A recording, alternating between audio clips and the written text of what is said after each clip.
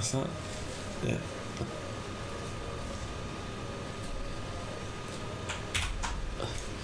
Nope. That's the wrong one. Right. Am I doing Alt and C? Alt and C. Yeah. It's written now.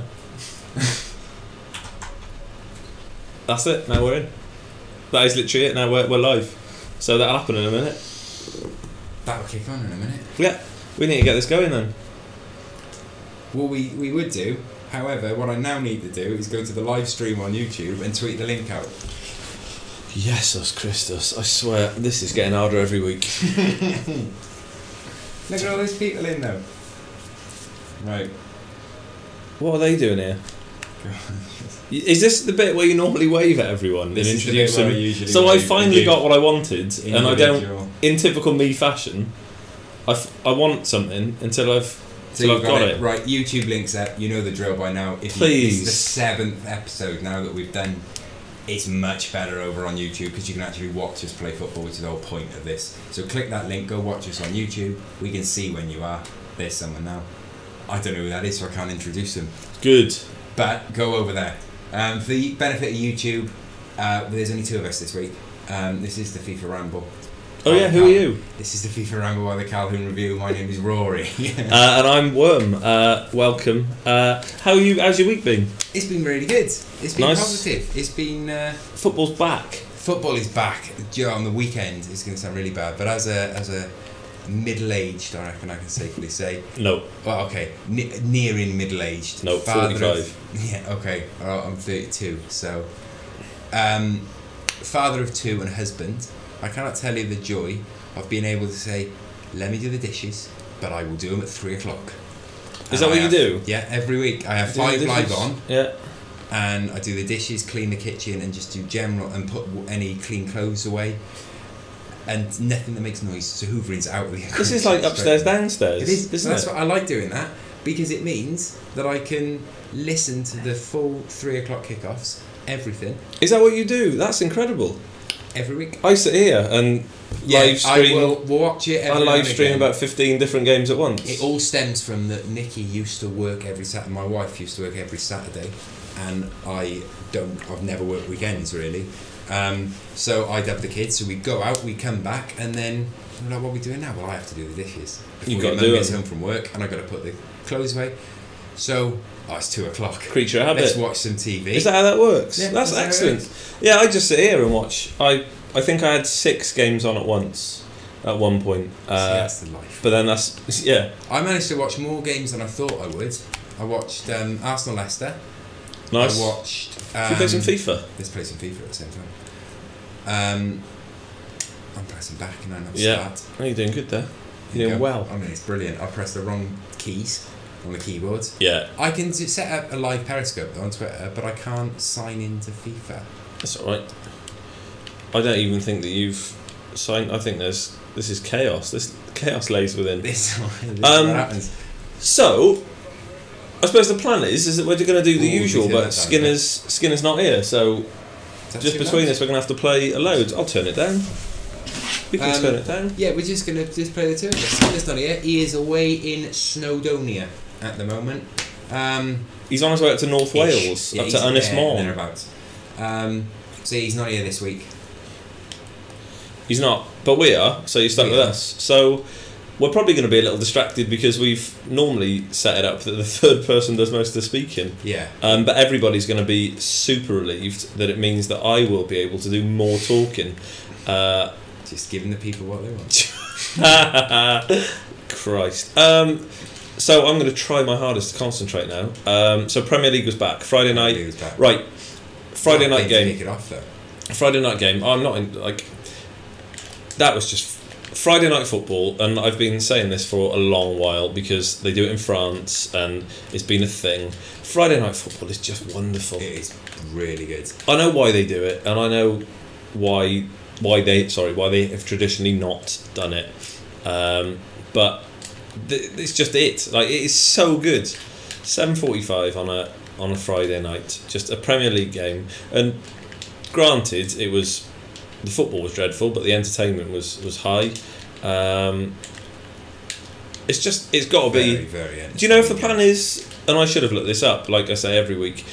Is there going to be a Friday night game every week now, or is that... Apparently, that's now the season opener.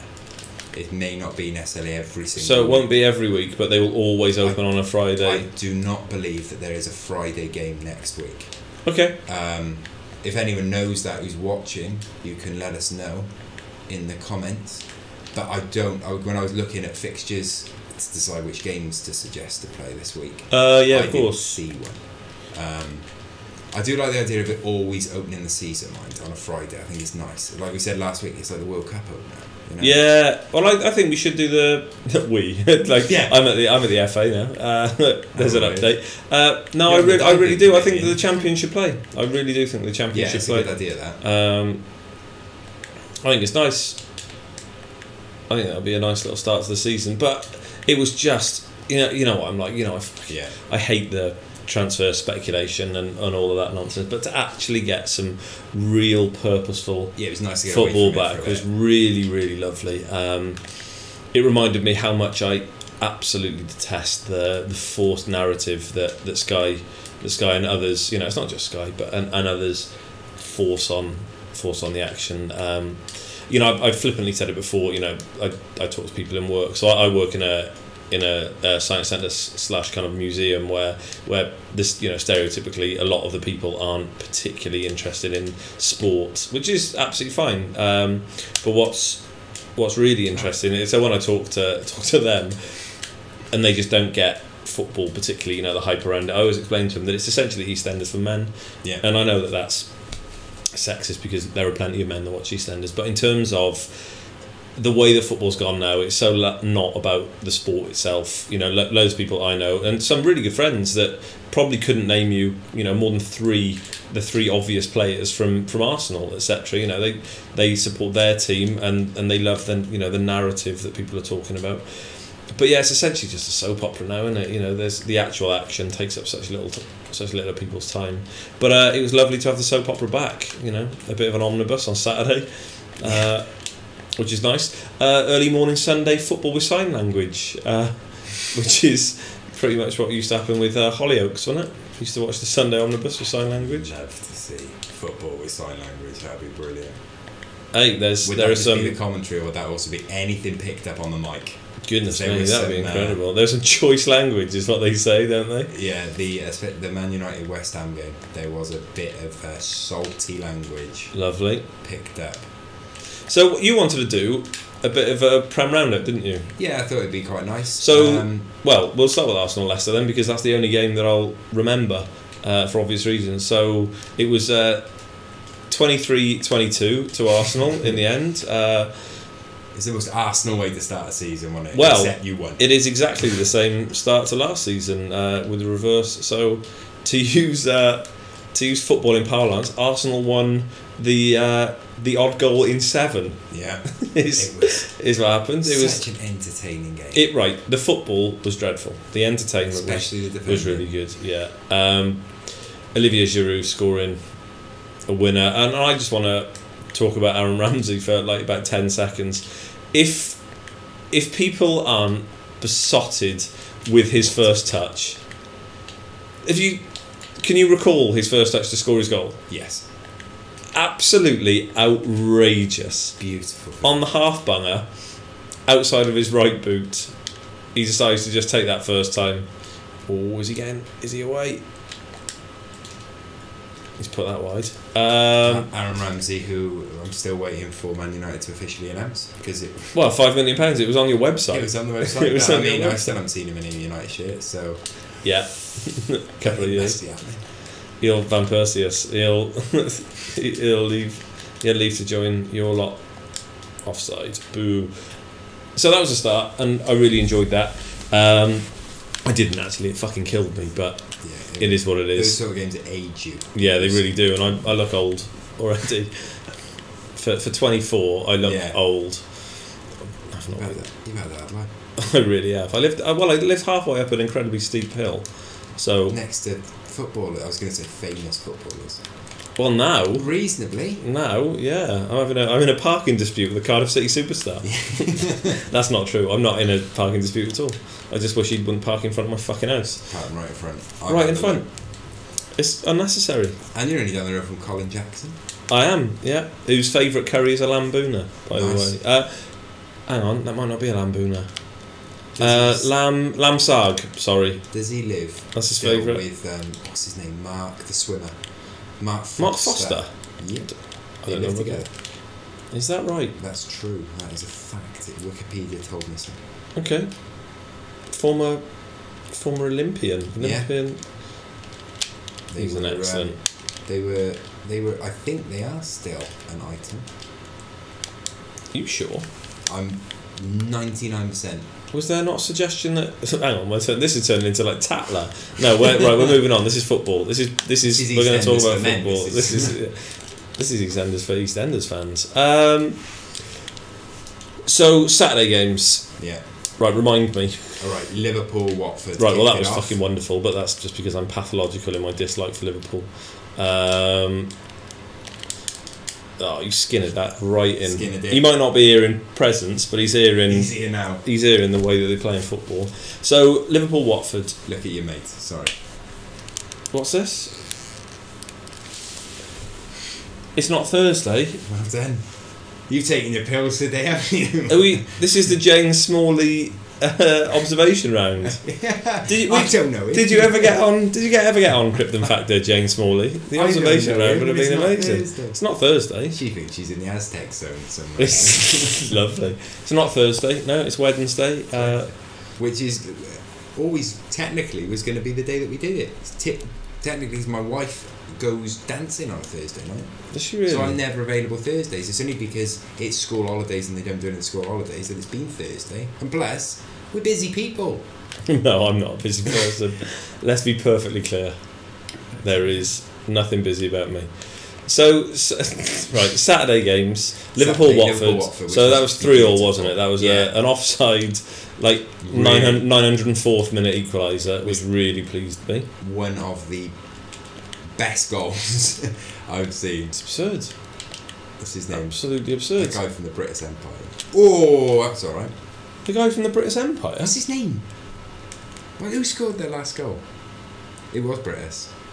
Watford's last winner. The third goal. Mr. British? Yeah, Is that what you're going It's the only way I remember his name. Colleen.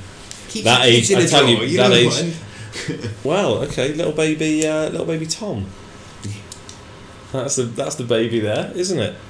What was the woman's name? What was the female receptionist? I can't think of it. Carol. Was it? Yeah, I was thinking Carol. Caroline, but then I thought Caroline Quirk. Carol. She's had a nervous breakdown in it, and Gordon Brittas. I tell you what, me and Skinner watched that not long ago. It doesn't age well. No, I can't. It does not age well. What was his name? Was it Chris? Who's the actor's name? I can't remember. It's your Red Dwarf man, isn't it? Yeah. No, that was Crichton. Yeah. This is. I mean, we're not talking football, but anyway, Watford and Liverpool was a brilliant game. Again, well, as you say, with the Arsenal Leicester, football was actually terrible. Yeah. However, it was entertaining. Yeah, it was entertaining. The thing that really highlighted to me, so Liverpool have played subsequently as well, and I appreciate that they beat Hoffenheim. Lovely free kick as well. But from the guy who does Kyle Peter. No, the thing for that with me that really outlined it for me was that whilst Liverpool won, and it's a results industry and Jose Mourinho will smile all the way to the bank, Hoffenheim were a much better team. I mean, technically, the football they were playing was much, much better, and a couple of people have commented midweek just how poor the quality of football is in the Premier League, because there's so much emphasis on pace and power and size and physique, and I'm sure we'll probably cover your lot in a little while. Manchester United. The emphasis is on athleticism, which will surprise nobody that's ever played youth football in England or Wales, where we are. But the actual footballing ability of the two teams, Hoffenheim were streets ahead. I really do think. So that was another game which wasn't particularly good. From a from my perspective, very disappointing that Andre Gray, massive homophobe, but fantasy football chap, because this is the lens through which I now have to view football, because you and Skinner are bullies. Andre Gray didn't start. I'm hoping that he'll take his homophobia onto the pitch. Very, very soon, you'd imagine. I'd hope so. Him and the Deanator. Can you imagine he just wasn't fit? I imagine it's a case of, I think Marco Silva's probably got a very, very specific way that he wants his team to play, and so he hadn't been there long enough to get through it all. So that was that, and that was quite a good game. As I said, I really, really dislike Liverpool, so that was really nice. Then we had, who else played on Saturday? Chelsea Burnley. What do we think of that? My views are sort of different in a sense. I mean, it was brilliant. I enjoyed it. Again, it was great. But by the end of it, Burnley, not a lot has been said about the fact that Burnley were clinging on. Yeah, of course they were. To a game that they were dominating in the first half to 9 men. Yep. But in fairness, Burnley are a poor team. Sure, they only won twice at home. It was something outrageous. Like, they'd only won twice at home, twice away. Sorry, last season. That's in all competitions. No, was it? Yeah, it was away, wasn't it? Yeah, in all because they've now equalled their Premier League away record from last year. Yeah, there we go. They were against a Chelsea team who, for whatever for better or worse, they are the Premier League champions. And you know how much of live sport momentum is an incredible thing. I played sport at a fairly high standard. You wouldn't believe it with my physique now, but at one stage I played sport at a fairly high standard, and momentum is an absolute motherfucker. When it's on your side and you're king of the world, then there's nothing else that can overtake you. But if you lose that little bit of momentum, and Man United at Bayern Munich, in all those years ago, that famous night in Istanbul. Oh no, hang on, that was again the glorification of Liverpool Football Club. That momentum plays a huge thing, and the bottom line is they did hang on, because there was a little feeling that wasn't going to be. Who's that to say? That wasn't going to be something, and a huge result for Sean Dyche and his disc beard. The best description I've ever heard of Sean Dyche is that he's like a sandy ball bag. He's like a sandy ball bag. I don't like that one bit. It's good. Oh, so you're lying on a beach. You're hot. Yeah. You're relaxing. They slip out the side. They get a bit of sand on them. Yeah. That then is Sean Dyche's head. I like it. They're slightly moistened by a bit of sweat, isn't it? Yeah. Just a bit of sweat. They are glands, after all. They will. Yeah. You will sweat from them. That might even be the title of the YouTube video. FIFA Ramble number 7, sandy ball bag. Or just Skinner's going to be looking at this and what's happened here. Glandular fever is what I think we should call it. Which is one of my favourite illnesses. It's top 5. It's top 5 up there. So while we're doing this, we get through we'll tick off some of this nonsense now. No, hang on, we got Morata. You wanted to talk about Morata, so let's tie it in. Morata, so yeah, he came on and did a bit of football goaling, didn't he? Yep, that's what he's paid for. That's what he's paid for. And he also did a bit of football goal assisting. He did. As well, which was nice to see. But again, because what I liked about it was after the Community Shield, he came in for quite a bit of criticism because he missed a fucking penalty. Do you know? Yeah. I mean, frankly, if you're not scoring a penalty against Peter Cech, that's your own fault. Yeah. But it's like, right, when it's one game, let's not judge it, because Lindelof got the same at United. In fairness, he also got dropped. Yeah, he did get dropped because he's being Jose's talk about United in a minute. But with Morata, because he obviously is lacking a bit of match fitness, came on, missed the penalty, didn't really do much in the Community Shield. But that's neither here nor there really. It's a bloody pre-season friendly for Chelsea. For Arsenal, obviously, it's That's how it works. That is exactly how it works. We've done that already. And he came on. He scored. He set up the second goal. Yeah. I think he played really well. But now that means I didn't realise the full scope of it, but it means now that he scored on his Serie A, La Liga, and Premier League debuts. Yep. He scored. I mean, that's phenomenal. But then you've since told me that. I read, and I've half forgotten. I've half forgotten some of it now, which is fine. But I was reading earlier, and it's not only has he done that. I believe he's scored on his debut at almost every age range in the Spanish setup. He scored on his Spanish debut. Yeah. He scored on his Real Madrid debut.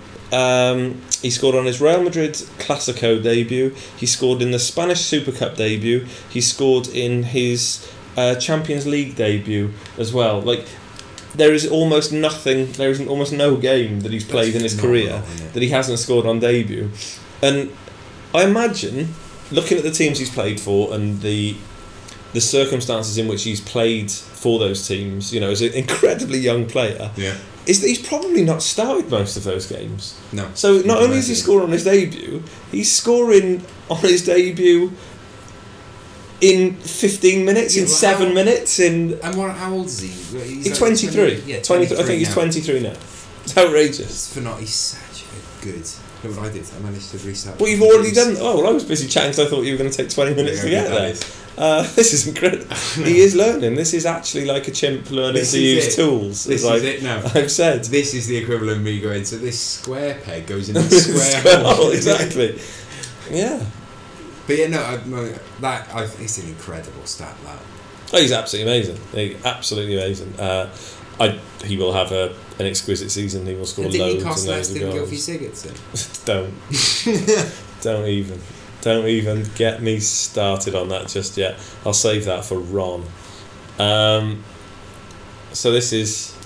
I'm trying to pick my team. This is just... It's absolutely outrageous. So yeah, that was Morata.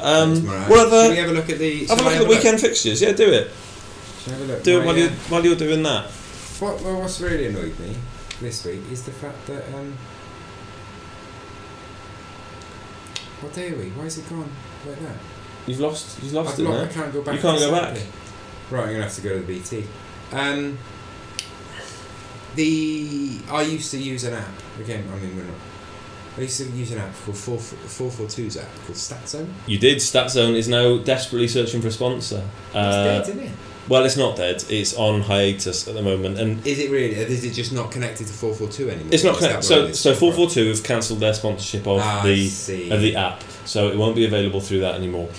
Good. And I like Live Score. Again, I mean, other apps are great, but it doesn't. What I like about StatZone was that you could set what results you wanted to be notified of. What's he got? Ashley Jones Facebook Live, hey? Drashers. This is me now doing what you do. Nice. Drashers is there. Drash, go to click the Facebook link so you can actually see the FIFA, because that's a much better watch. Yeah, click the link. Click the link above. Although Drashers knows my FIFA because we've got a long-standing spreadsheet for me, him and Skinner called On The Record, where we play official FIFA with a spreadsheet because Drashers is full of shit and he used to lie about the results, and so we had to actually write them down and document them in a spreadsheet. He's not only is he handsome and a new father, he's also obedient. He's straight. That's why we love him. Did you find the games? Yeah, I've got them. Go through them, list them quickly. Huddersfield beat Palace 3-0. They did. Infuriatingly, and I was explaining this to my finance director today when talking about what link. Drashers, a couple of comments up in the... he's going to retweet. Luke's going to retweet it. I'll send the link now. He's not going to retweet it. I'm not. I'm going to send You're going to resend it on thingy. My finance director was talking about fantasy football this week, and I told her that I actually gave in because you bullied me into it. Yeah. Amazingly, even though I picked a team primarily from teams that I believe will get relegated. Yeah. I managed to not pick the fucking keeper who had a clean sheet. Yeah, no. So even in my deliberate spitefulness, I didn't get it right. No. Drash, click that. There you go, stay. And you will be taken to a world of pure imagination. I'm ready. We're just about to start as well. Click that link, everyone, because we're just about to start the second game of the evening. We're playing Schalke versus Leipzig, so we've now moved on from the Midlands to the Rhine. Yeah. Is it in the Rhine? I think it is. I'm pretty sure it is. It's by the Rhine, isn't it, Schalke? Yeah. I mean, let's just say it is. I think it is. I think it actually is.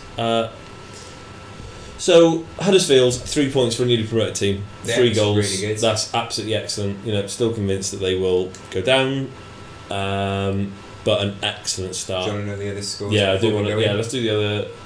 Wrong, that he's doing it again straight away. Right, Everton beat Stoke 1-0. So Wayne Rooney dream return. Wayne Rooney dream return. Dream return. Did he beat the badge and what have you? That's one of the few games where I didn't watch. He loved it. I mean, the last time he's beaten a badge that hard at Goodison, he was winding the same Everton fans up by kissing the United badge. Hey, I mean, he's loving it. I would have done so. Yeah, I would do this. Southampton Swansea 0-0. Well, the less said about that, the better. Loads of Swansea players in my fantasy football team. So, yeah. Fabianski got a clean sheet though. You get you get some points for that. You told me, didn't you? Yeah, you get that would be if he plays full game and gets a clean sheet, you get 6 points. For Did he start? Yeah, Did Fabianski started? That's good. And then also for every 3 saves they make, they get an additional point. Oh, you wouldn't have made any saves. That's in that why game. I always pick a crap keeper. That's why Ben Foster always does well, because he's like, Jesus Christ. Yeah, a lot going on. West Brom beat Bournemouth 1-0. Watched that game. And Man City beat Brighton, which was another game that I watched. Yeah, Man City looked good. I thought Brighton, they did look... Still no link, might have to catch it another... It's right above you. He's there. He's fine, he's in. He's in. He's fine, he's in. He's good. He's a good egg. But I thought... I was disappointed about Brighton, really, because I thought, even though they saw none of the ball, and they were just defending, do you know what? I thought they were doing alright. I thought, here we go, there's a Blackpool coming up. Yeah. Oh, Christ, remember Blackpool? Yeah. I mean, literally the place, not even the... I once, in one day, saw Old Trafford, the City of Manchester, whatever Blackpool's stadium's called, and the Reebok. Why? Because we went to Blackpool for the weekend, and we had to stop in Manchester for train switch. So me being me, we had a little bit of time, so we did the looking around. Nice. Blackpool ground is literally at the, you walk down to not Madden Two Swords, Ripley's. Ripley's, believe it or not. Yeah, you walk down the Golden Mile, which I didn't realise was about 7 mile. I mean, it's Fox advertising. And I saw the ground, so I thought, well, I might as well have a look. But yeah, and then on the way home, you stop off at a train station. I don't know, I assume it's not Bolton, it must be something else. But literally, the doors open on the train, and you're looking at the Reebok. Oh. You're literally looking right at it. I also once drove to Manchester United to see him play Derby in the League Cup semi-final second leg. We got lost. He followed the signs to the football ground. They're just saying football ground. Yeah, which football ground was it? It was the Reebok. We drove from Cardiff to Bolton. Nice. Aiming for Manchester. Missed it. That's good. One of those red ones looked like Daniel Craig. I like him. I don't think she's... I literally don't even know what she's saying now. Does she mean one of the players for Leipzig? One of the Leipzig. Oh, one of the players on Leipzig looks like Daniel Craig. Apparently so. Well, we'll find out who that is and see whether it's real world likeness, because I didn't look at the team here, and I watched quite a lot of Leipzig last season because they were good to watch. You got Birkin starting 11. I didn't see No. He never starts. He's on the bench to come in from the right hand. He'll play right side midfield in a little while. Fresh pair of legs and all that, innit? Yeah. Here he is. Old training ground tackler, navigator. Yeah, literally, unless you're going to spend the entire game trying to tackle your opponent. You've got Maximilian Mayer playing for you as well, by the way, who is one of the most beautiful players. Oh, hang on, that's an absolute catastrophe there. I'm assuming that it sounds... No, I reckon we just go with it. It's going to be fine down there. Sure. No, it's unplugged, so they now can't hear us. Right, while you do that, I'm going to do this. No, it's still plugged in. We're good. We're golden. Yeah. We're golden. There's no light on, is there? Yeah, I'm looking at the back of it. Over there. Right. Oh, it's ripped. It's all gone wrong. Let's rip the laminate off there as well. Oh my god, it's a new game. Shit. Right, well that is This is a catastrophe. Our Facebook Forget mudslides in Sierra Leone. This is the worst thing that's happened in the world. It is. They might be. I'll tell you what. They're going to declare a week of mourning in Freetown over my microphone stands. Let alone the loss of 400 lives in what is a tragic township-based accident. Drashes is like their Facebook. It's too lengthy to go into my affinity and my very loose affiliation with Freetown in Sierra Leone, so I won't bother. But for those of you that are concerned, I don't find it hilarious that 400 people lost their lives in a mudslide. So we're back on now. We're still chatting. The soundbar's still going up and down over there. Skinner is going to be watching this. Is there a link? Yeah, it works. That's fine. Skinner's going to be watching this. Just being like, I leave for 1 week. The mic drops. The laminate's torn. The laminate's torn. I'm devastated. That's my. About Sierra Leone. There's laminate. Yeah, it's only when he's here that I start talking about Sierra Leone. You've just equalised. This is the worst thing that's ever happened to me. What's the other thing? No, man, we covered all the Saturday thing. Yeah. The Huddersfield game was interesting. Go on. One, now I made reference to this. I can't remember if it was actually on a podcast or not. I don't think it was. I think we were just chatting about football before.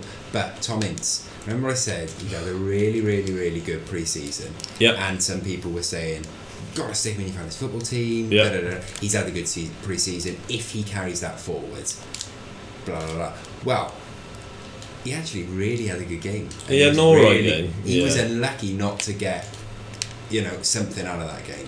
Yeah. But again, I'm crap at names now. But is it Mooney? Yeah, Mooney. Yeah. He had a great game. He just seemed to be someone who was ready to play in the Premier League. Yeah. And now it looks as though why were we surprised based on what he'd done in League 1? Yeah, League 1, a league which continues to get slated by people who've never watched it, with a complete failure to recognise that many of the best players in the Premier League at the moment have come from League 1, or in fact, like Laurent Koscielny, League 2. And people comparing it to, people go there for the money. It's like it's not China, is it? They're a good league. Well, they've produced more Champions League semi-finalists in, granted only 2, but in the last 4 years than the Premier League has. But you also get like you say, it's they go on, but it's a shit league, it's not competitive, there's not good enough players, da da da da. Well, why are all these teams that you're saying are better than every single team in the French league spending multi-million pounds on the players from said league? Exactly. And there's a lovely tweet that somebody put out about Neymar. So it was his debut, and we'll get onto that in a bit, I suppose. If you want to talk about it, I suppose we probably could. And they said, Neymar playing against Guingamp when he could be playing against Real Madrid in the Clasico.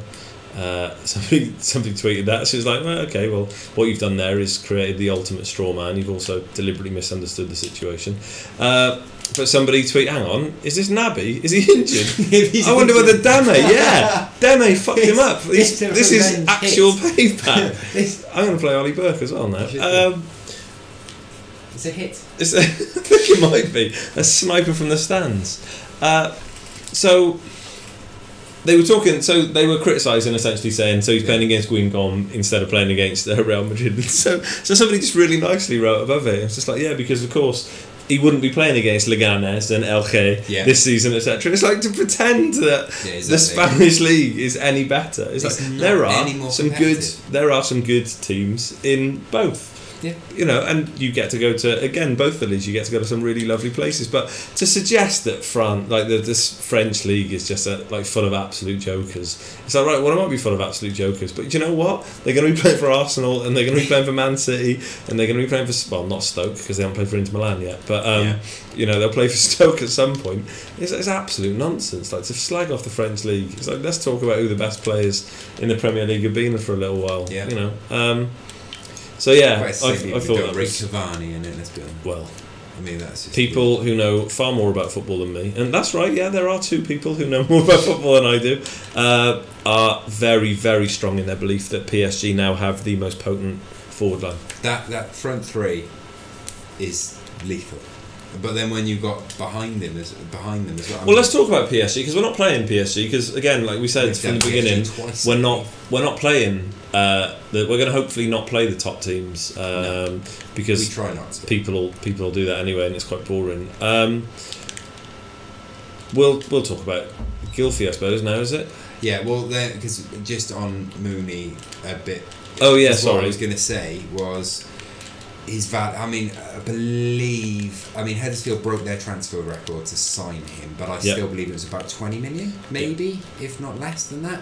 But he got one league goal less than Kylian Mbappe last season, and he got 14 goals last season in Ligue 1. In a considerably weaker team, in a team that didn't score more than 100 goals. He wouldn't have the. Well, he wouldn't have the support. He wouldn't have Thomas Lemar. He wouldn't have had. All of that stuff, but I suppose the way you would argue is that because cost in football isn't linear, the very higher echelons of transfers do get exponentially larger. If you were looking for a comparison, you would say, well, he may have scored one fewer goal in Ligue 1. Mm-hmm. What he wasn't doing was tearing up the Champions League. Yeah, that's true. And so he's unproven at that level, etc. But an excellent signing. Again, as I say almost every week with these things. He looks made now for the Premier League. I've seen him play 3 times, 4 times maybe last season. Yeah. Just because I do watch an inordinate amount of football. And yeah, you're absolutely right. I'm not really one for he looks ready for the Premier League or any of that. But yeah, he genuinely does look. He looks like a perfect fit, which is exciting because I fucking love a sleeper. Like I love a new guy. Well, that was an assassination as well, wasn't it? It's not but yeah, that leads on then nicely to jury. Gylfi. So we'll talk about the midfield then, I suppose, isn't it? So if we were talking about PSG, etc., I don't really want to talk about Neymar. I mean, he scored one and set one up. He got an assist. He played well. There was more. He had more touches on the ball. He created more chances created. Basically everything. Yeah. If PSG did it on a football pitch the other night, he was. Can we briefly talk about Falcao's goal because it was stunning? Well, he's filthy, isn't he? It was beautiful. That was old. That was old Falcao scoring Europa League lobs just to take the piss. Go on, chip him. Oh, he's getting a hand to that, is he? Filthy slag. It was. Falcao's goal is absurd. Just decided to kind of slap it in the top pin. What got me again? It's state of. I've said media. You could probably argue that it's not media. It's just content. Providing content. But I wasn't watching the game, but I got a link. Falcao's goal, so stunning. Even Kylian Mbappe, in brackets Real Madrid target, stood up. What the fuck has that got to do with his goal? Yeah, well, a 0, is it? What, it made his teammates stand up and applaud because it was a good goal. Well, okay, that's irrelevant for a start, but also, don't say Real Madrid target. That's ridiculous. It's as bad as The Guardian using the word clickbait in their article. In their own articles, yeah. Crazy. Kylian Mbappe is the most clickbait-worthy story of the summer. Click here to read more. Is that right? Yeah, of course it is. They did. That was the title of one of their articles. Kylian Mbappe is a clickbait transfer, and they fucking pay to advertise it on other football sites. Good on them. Good. I mean, I'm not sure many people would appreciate it as much a little as I did. A little bit meta, I suppose. Yeah, you produced a clickbait article about the subject of said clickbait transfer. It's like creating a listicle of the 5 best listicles. Yeah. And going through that way. So what we're talking about PSG, and we're talking about how ridiculous the French league is, etc. But one thing I wanted to talk about very, very briefly, and it's the obvious frame to set around it. So Gylfi Sigurdsson apparently is now past medical, and he will be going. It's been announced. He's been signed. It was announced when I was periscoping. Okay, so he has signed for Everton for £45 million. Yes. Yes. Fine. Okay. Right. Well, they've smashed their transfer record. I'm not in.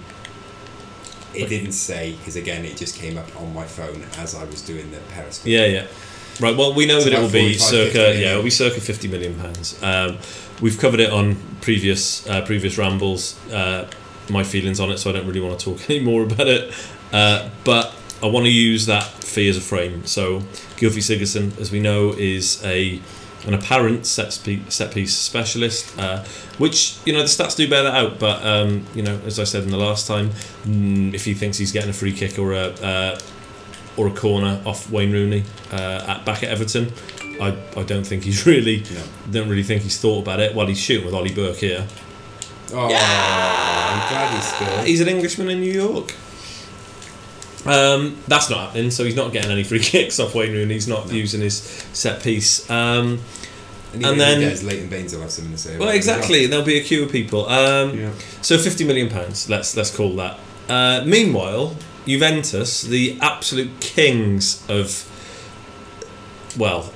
underinflated transfer fees, have apparently just signed Blaise Matuidi for £18.2 million. I mean, now Blaise Matuidi is a man that I've banged on about for years and years and years and years. I actually think that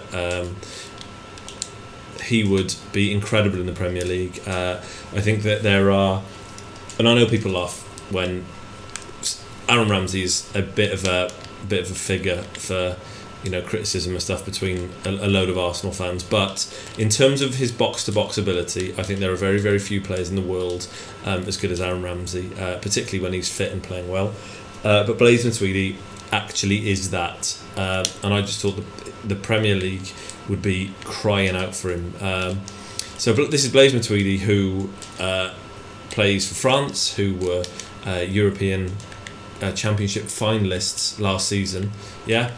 He's moving to Juventus, who, as you all know, were losing Champions League finalists, for £18.2 million. Gylfi Sigurdsson has signed for Everton Football Club for £45+ million. When you put it like that, it's my favourite story of the summer. Now, two things are at play here. The Premier League is out of control in terms of the money that it will spend for people, but I wanted to just spend a couple of minutes just talking about Juventus and just how they do it. Dani Alves on free, Sami Khedira on almost nothing. When they World Cup winning year, Sami Khedira on a free.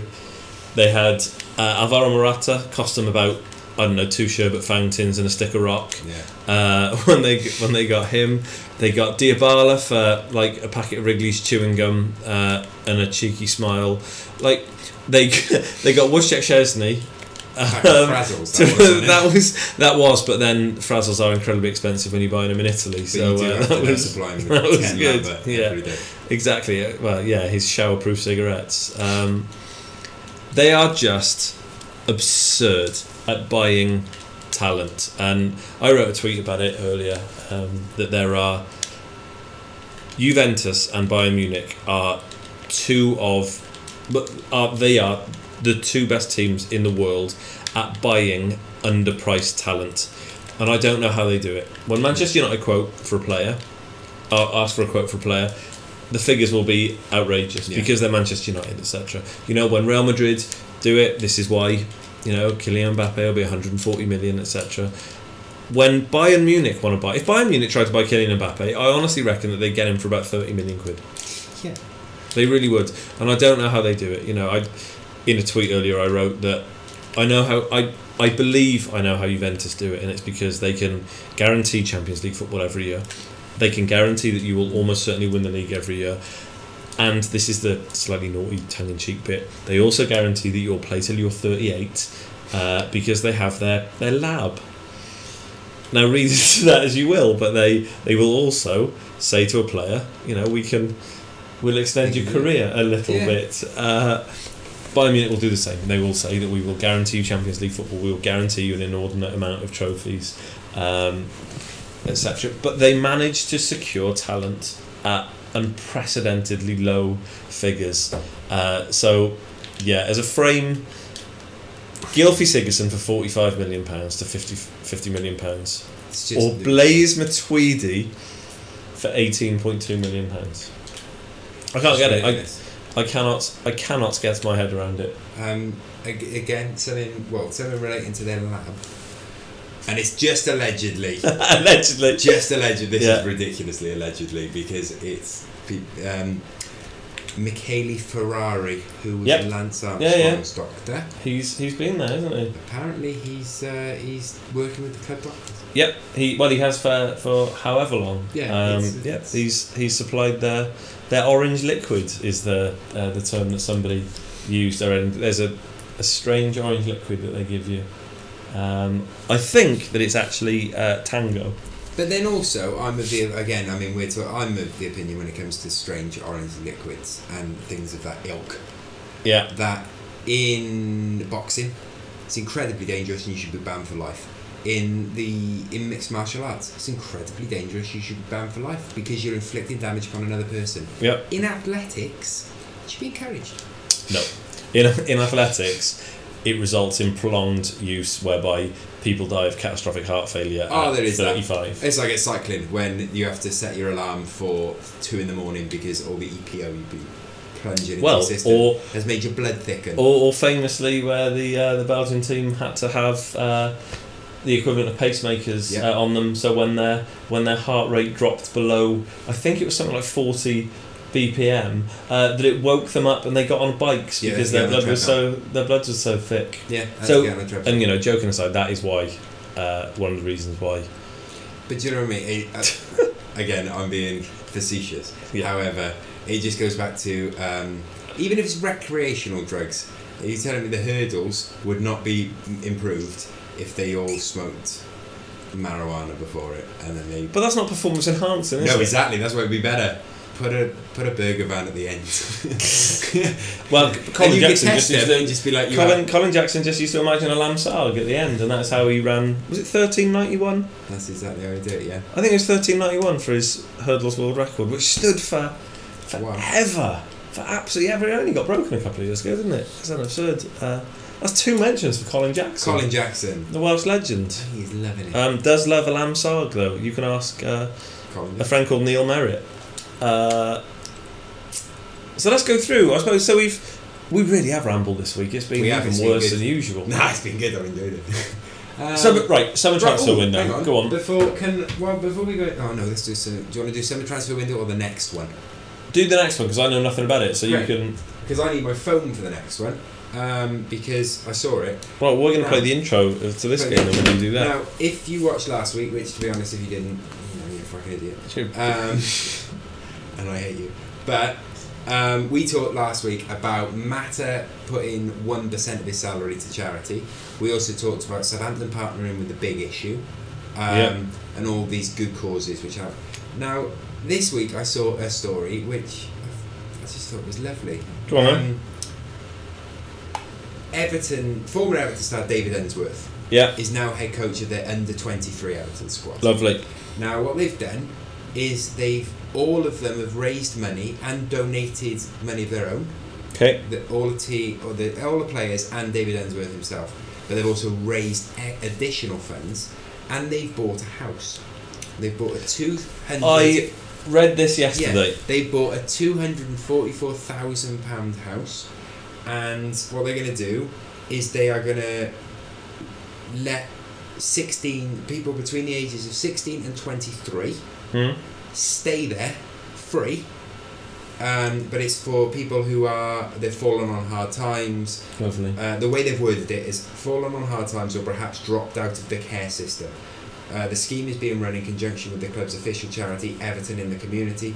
As well as providing a roof over their heads, the charity will also offer health advice, education, skills training, volunteering opportunities to the young people.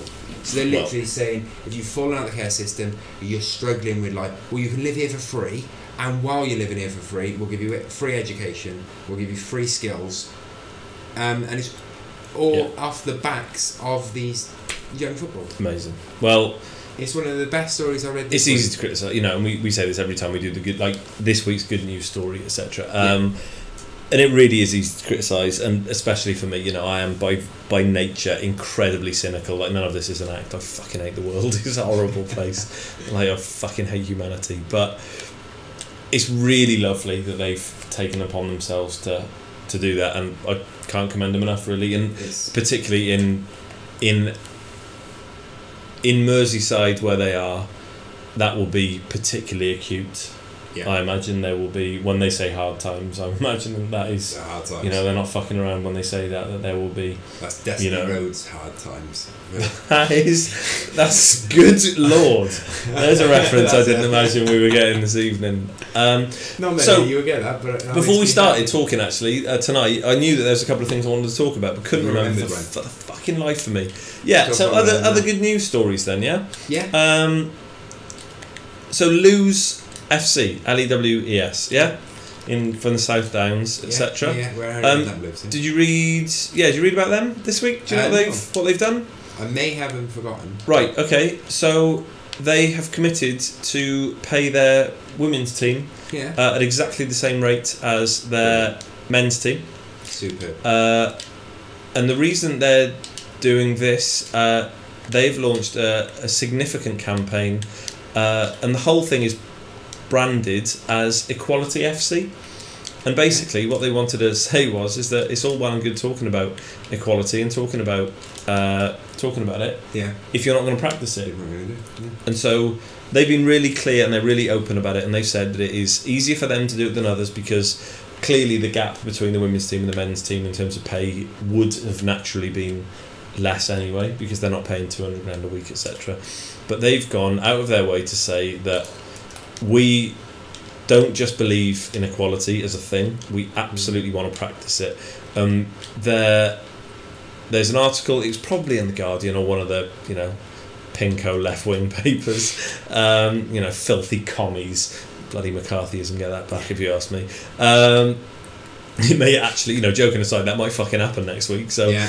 In terms of the Ramble predictions, I don't want McCarthyism to be on my list of things, but they are committed to pay the women's team exactly the same as the men's team, and they're going to continue to. And the chairman who came out and said, "You're right, it's going to cost us, not hundreds of thousands of pounds over the year." He said, the high tens of thousands of pounds over the year, but they believe that it will be an incredibly important sign. Yeah. They believe that they want to, and we've spoken about your children in the past about having actual role models and an actual route into football if they so wish, to be valued equally to men.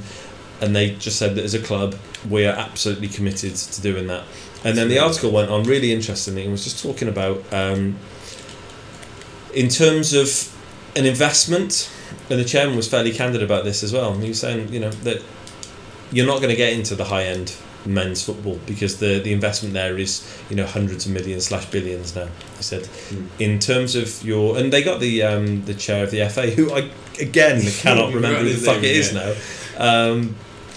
He said, really candidly as well, you look at your pound for pound investment, your return on investment, the women's game is where it's at right now because you can get in for quite cheaply. Hopefully this wave of enthusiasm for women's football continues. There's loads. It's been lovely to see. Yeah. Oh, and the interesting thing about it actually, and this is one thing, I don't want to talk up Arsenal all the time. It's nice to actually find something bad to say. So in the week that they got all the publicity about not calling themselves Arsenal women anymore, Lewes had already done it. Lewes had actually already done it, so they are just called Lewes Football Club now.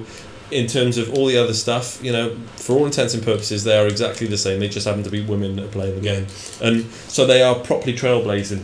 That is proper, because the Arsenal thing was under the radar. radar. But then it will be there, won't it? Because Arsenal, even in Lewes, in football in general, the Arsenal women's team are Champions League winners and all that stuff. So I just thought it was a really good story, and it's a really nice story.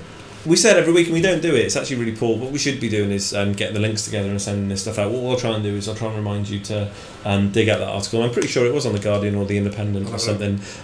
You'll be able to find it if you're at a computer now or at your phone. Just type in Lewes, Lewes, and read the article. I've done a shocking job of summarising it, but there is some lovely stuff in there, and it's one of those things, again, being super easy to be cynical about football and professional football.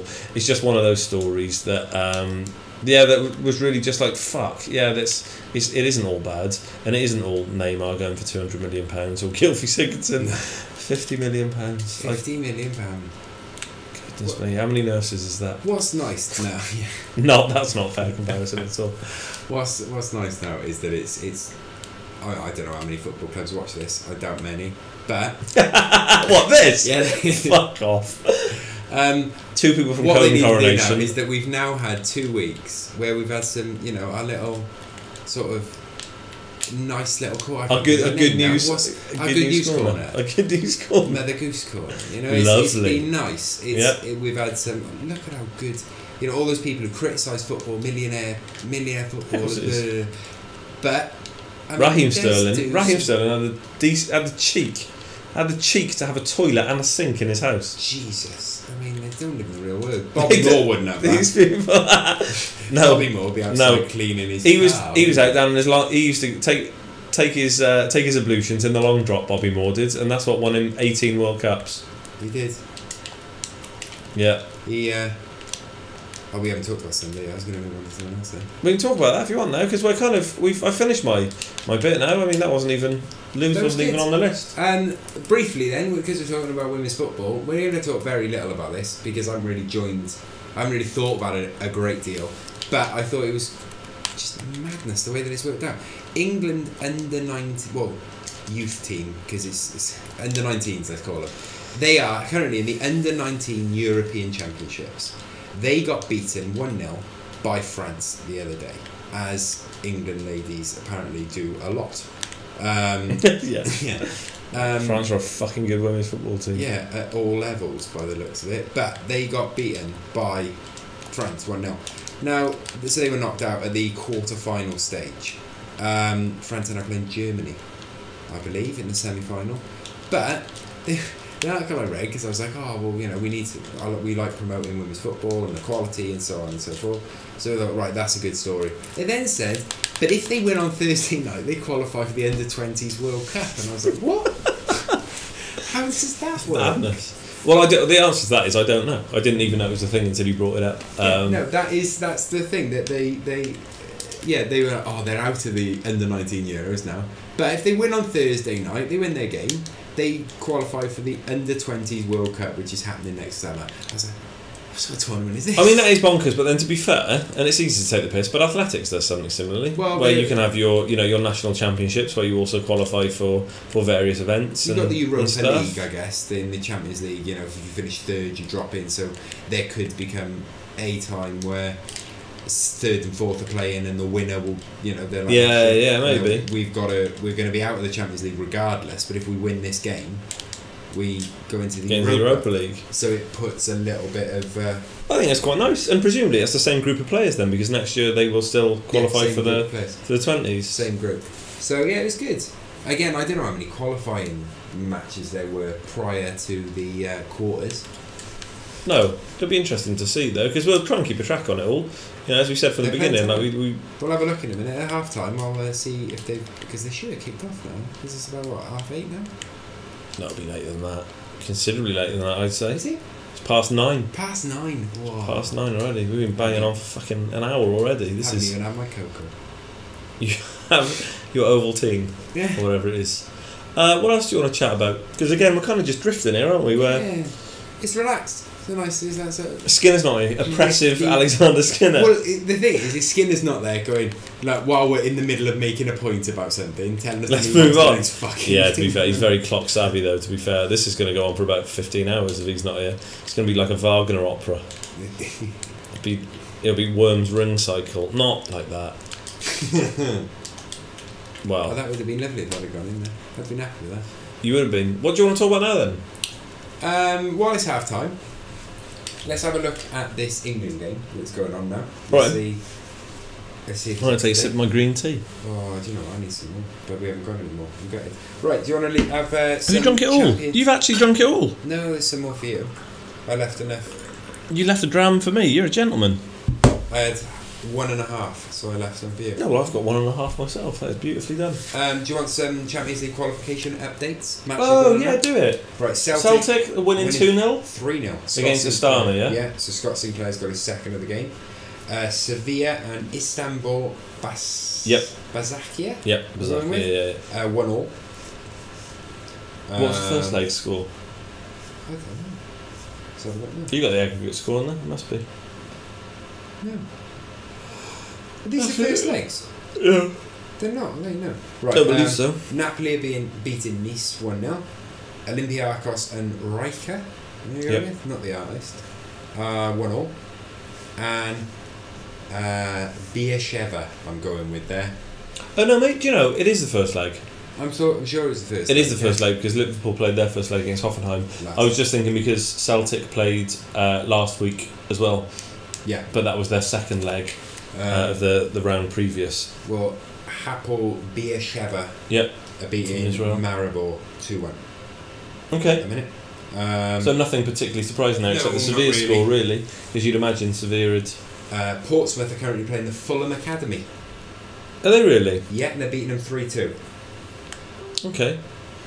Well, while we're talking about Fulham, Ryan Sessegnon, they're talking about £20 million move from Fulham.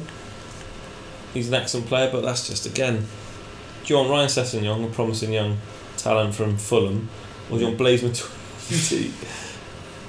I think that's just going to be it now. You know, like the London bus measurements now. I'm going to compare everything to Blaise Matuidi. So it's a good measurement to have. How many Matuidis is it? So Neymar is 10. What is that? Like he's 10 Matuidis. He's 11 Matuidis. He's 11 Matuidis. He's a full team of Blaise Matuidis. You can either have Neymar or you can have a full 11 of Matuidi. Matuidi could play about 8 of those positions. Yeah, Norwich are beating QPR 1-0 and Sunderland are beating Sheffield Wednesday 1-0. Napoli have just scored their second against Nice as well, so they're 2-0 up now. That's it. Who scored for Nice? For Napoli? Yeah, we don't know. Sorry. Napoli.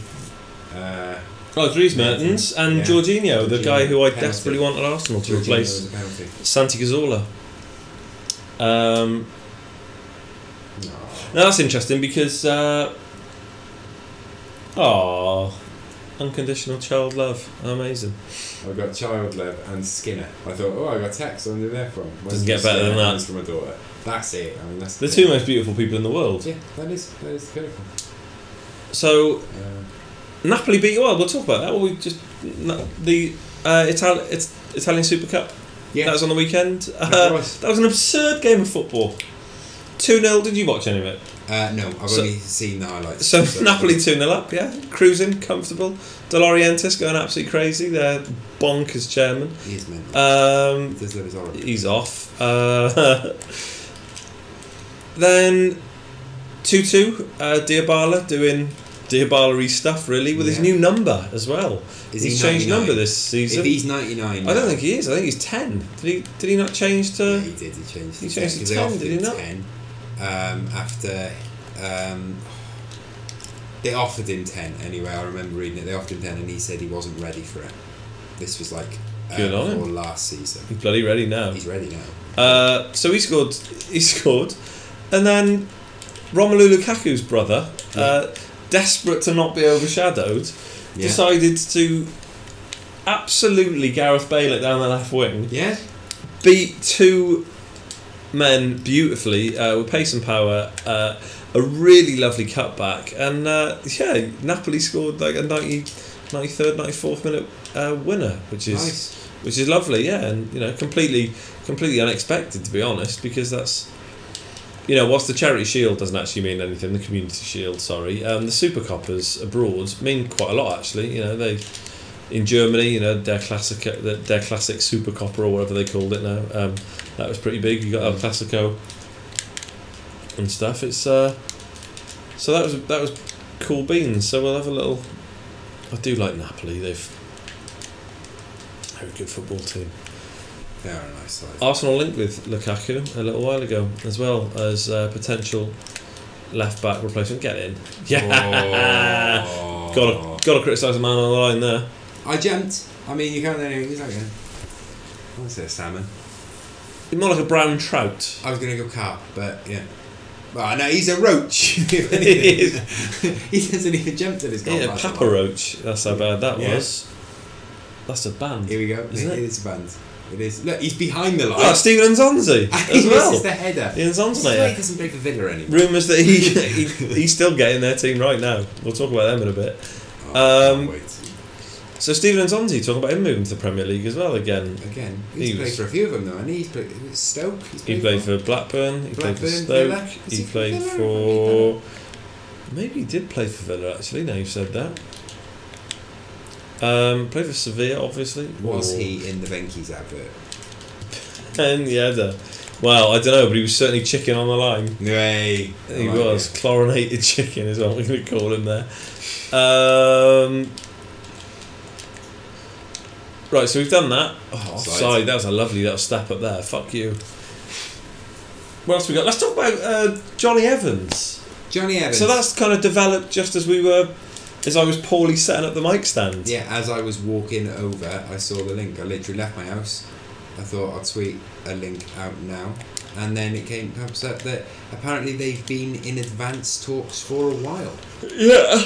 I mean, how advanced do you need to be to sign Johnny Evans? Well, and equally, how long can they be advanced? Yeah, exactly. I mean, at what point do they become advanced?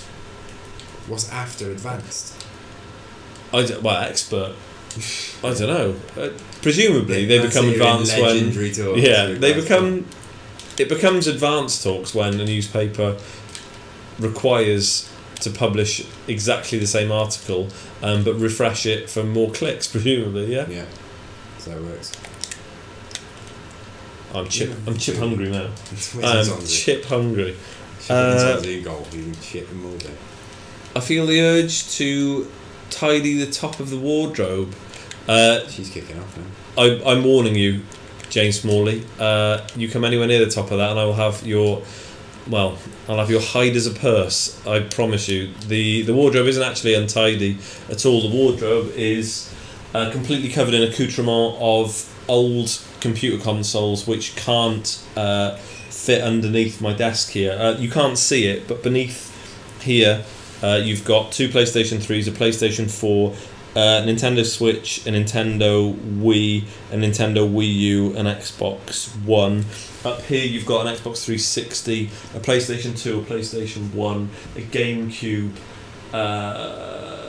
What else is up there? I can't remember. So no, you're not going anywhere near that, Jane. Games Master. You're not getting anywhere near that. No, SNES. Mega Drive. That's at my house. No, SNES is also at my maternal home. Piatti, he's a good footballer. Go on, be the ball. So Johnny Evans. So the interesting thing, what I like about the Johnny Evans story was that they brought up the Arsenal interest a couple of times, and he really was going to get. Arsene Wenger really wanted him. I mean, if he wants him that much, you can have Chris Smalling. Well, the terrifying thing about that is that he does want Chris Smalling, according to some people. So Johnny Evans, three Premier Leagues, 2 League Cups. Is that what the article said? Yeah. I mean, that's not a bad return, is it? No. He's won more Premier Leagues than Robin van Persie. Yep, he has. He's won more Premier Leagues than Steven Gerrard. And again, that's not to beat Steven Gerrard down with it, etc. He's won less Champions Leagues than West Brom won. He has. So West Brom's got 2. He really has. Thierry Henry's only got 1. It's not Same fair, as David May. is it? Same as David, yeah, exactly. Same as Jesper Blomqvist. Hey, he's a handsome son of a gun. He was. He's not so much anymore. Got a bit of Tim Roth, to be fair. Is he really? Yeah, hey, we all have. We've all been there. Yeah, we have. We've all. Well, you haven't. I have. I'm just not there anymore. I was there for a bit. The train stopped at that. Oh right, okay. The Timber Yard. Yeah, he's fine. Timber. I'm being kind to myself there. About 19 years. Very good. So what do we think about it then? So presumably, so what's he gonna? Is he gonna replace? Rate him. Is he gonna replace Otamendi then? Well, I think if you look at it, because who are their centre backs at the minute? You've got Vincent Kompany, Stones Company, Otamendi. Because they've got rid of a lot of centre backs and just replaced them with full backs. But is it realistically, if you're Johnny Evans, and you looking at that, just thinking, actually, what they're doing there is signing me in case Company gets injured? Yeah, well, but then that is what you'd be sold on. It'd be interesting. Man City are going to play goes. 45 to 50 games this season. So Pep Guardiola, right? So there are we were talking about what attracts you to Juventus or Bayern Munich. Let's do the same for Man City. So the most interesting footballing project in inverted commas in England at the moment, in the top league in England, I would say.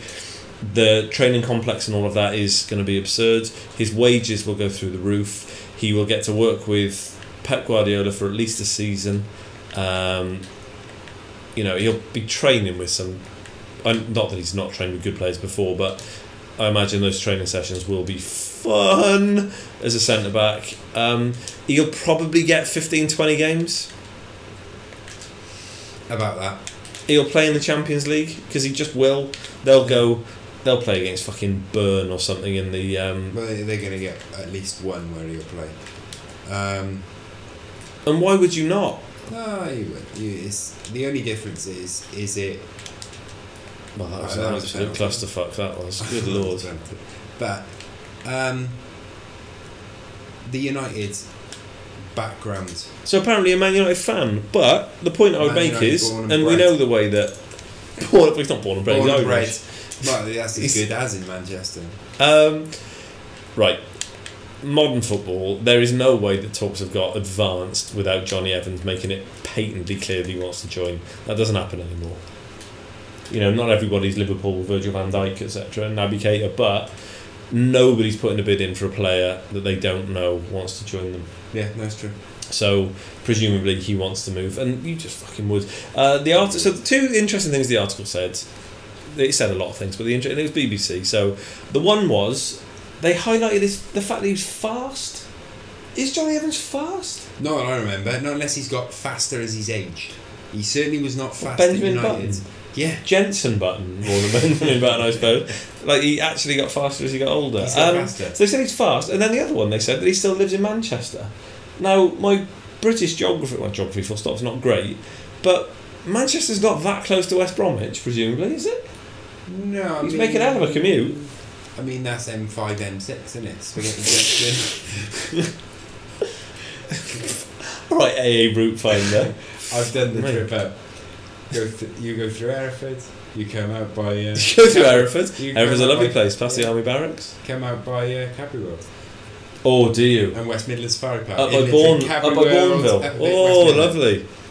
It's a lovely drive, that is. That is a lovely drive. Oh, it's a lovely drive. But then it is a weird one. If he still lives in Manchester. They said he lives in Manchester. They said he still lives in Manchester. So I'd quite like it to happen. Like, why not? No, I don't see why not. And frankly, if you're not playing for who even is West Brom's manager these days? Pulis, isn't it? Jesus Christ. Yeah, I know, but you're not going to get Rondon now coming at you in training. No, you're not. And I mean, they've just signed Gareth Barry, haven't they? West Brom. Me. That was a West Brom thing, wasn't it? That sums it up. But he'll be at Man City in a year's time. Yeah, he'll be back. It's exactly that same kind of signing, isn't it? Oh, Babacar. He's got Kalinic is about as quick as I am, so he might have to come out. It is an interesting signing, but I mean, I haven't looked yet on my Twitter because I dread to think what the Man United fans are making of it. Do you think? Yeah, you don't think that'll go down particularly well, no? No, they do. I mean, it went well. Are they not forgiving fans? They still haven't. Like, Welbeck will never be forgiven for scoring against United for Arsenal and celebrating. Never. All right, I'm sure he's gonna sleep terribly at night, isn't he? Yeah, exactly. It's just get over it. Football fans are weird fucking creatures. They are bizarre, really aren't they? They really are.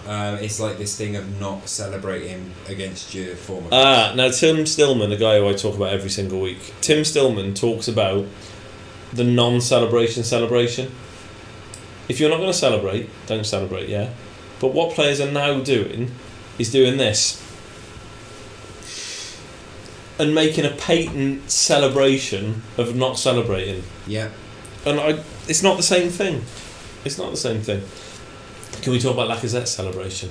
Yes. Let's talk about his goal. Like, I love players. Let's talk about players scoring on debut, because then we can segue into you banging on for 40 minutes about Manchester United. Yeah, no. Manchester United. Alexander Lacazette. He's about 4'8".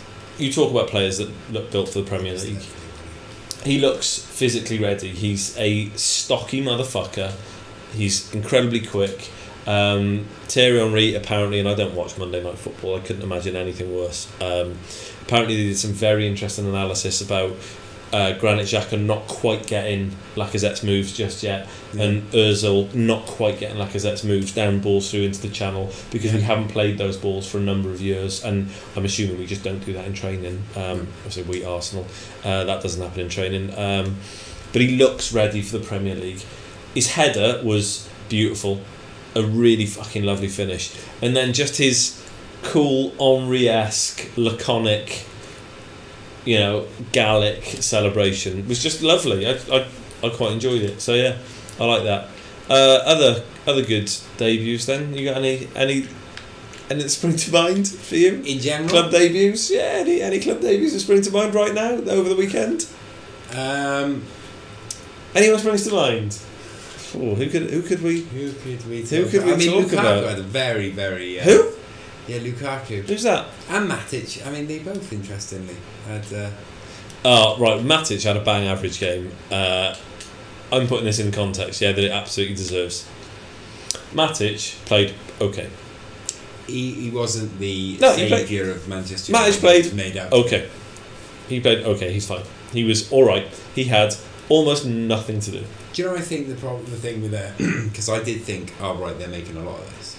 And he was like man of the match and all this shit, and I was like, right, okay, well, Lukaku did probably a lot more. But I think why that happened was because Manchester United have been waiting for a holding midfielder for so fucking long that it was almost like, oh my god, he's sitting in front of the defence. He's intercepting, but he's not Michael Carrick. What's going on? We won't have to take him off on 55 minutes because he's 40 years old. it was this thing. It's just like, actually, this is the player that we've wanted for a long time and needed, essentially since Roy Keane left to a certain extent. That long.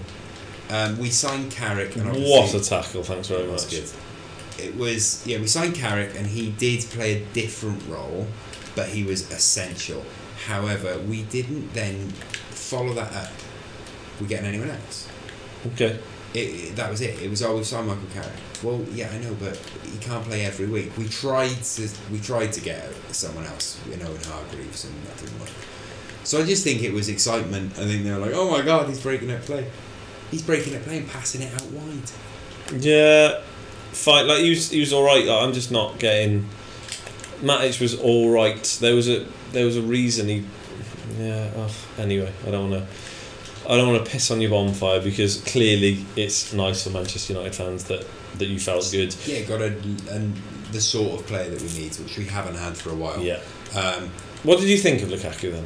I thought he did what he needed to do. What I like is he's a bit of a scary player, which I hadn't actually noticed. Do you know what I mean? He's an intimidating sort of player. He's fucking enormous. I know, he's massive. Yeah. But I've never really noticed it before. He looks bigger than usual. Well, he's probably made himself... He went away, had the summer with Paul Pogba as well. He had a summer away with Paul Pogba. Yeah.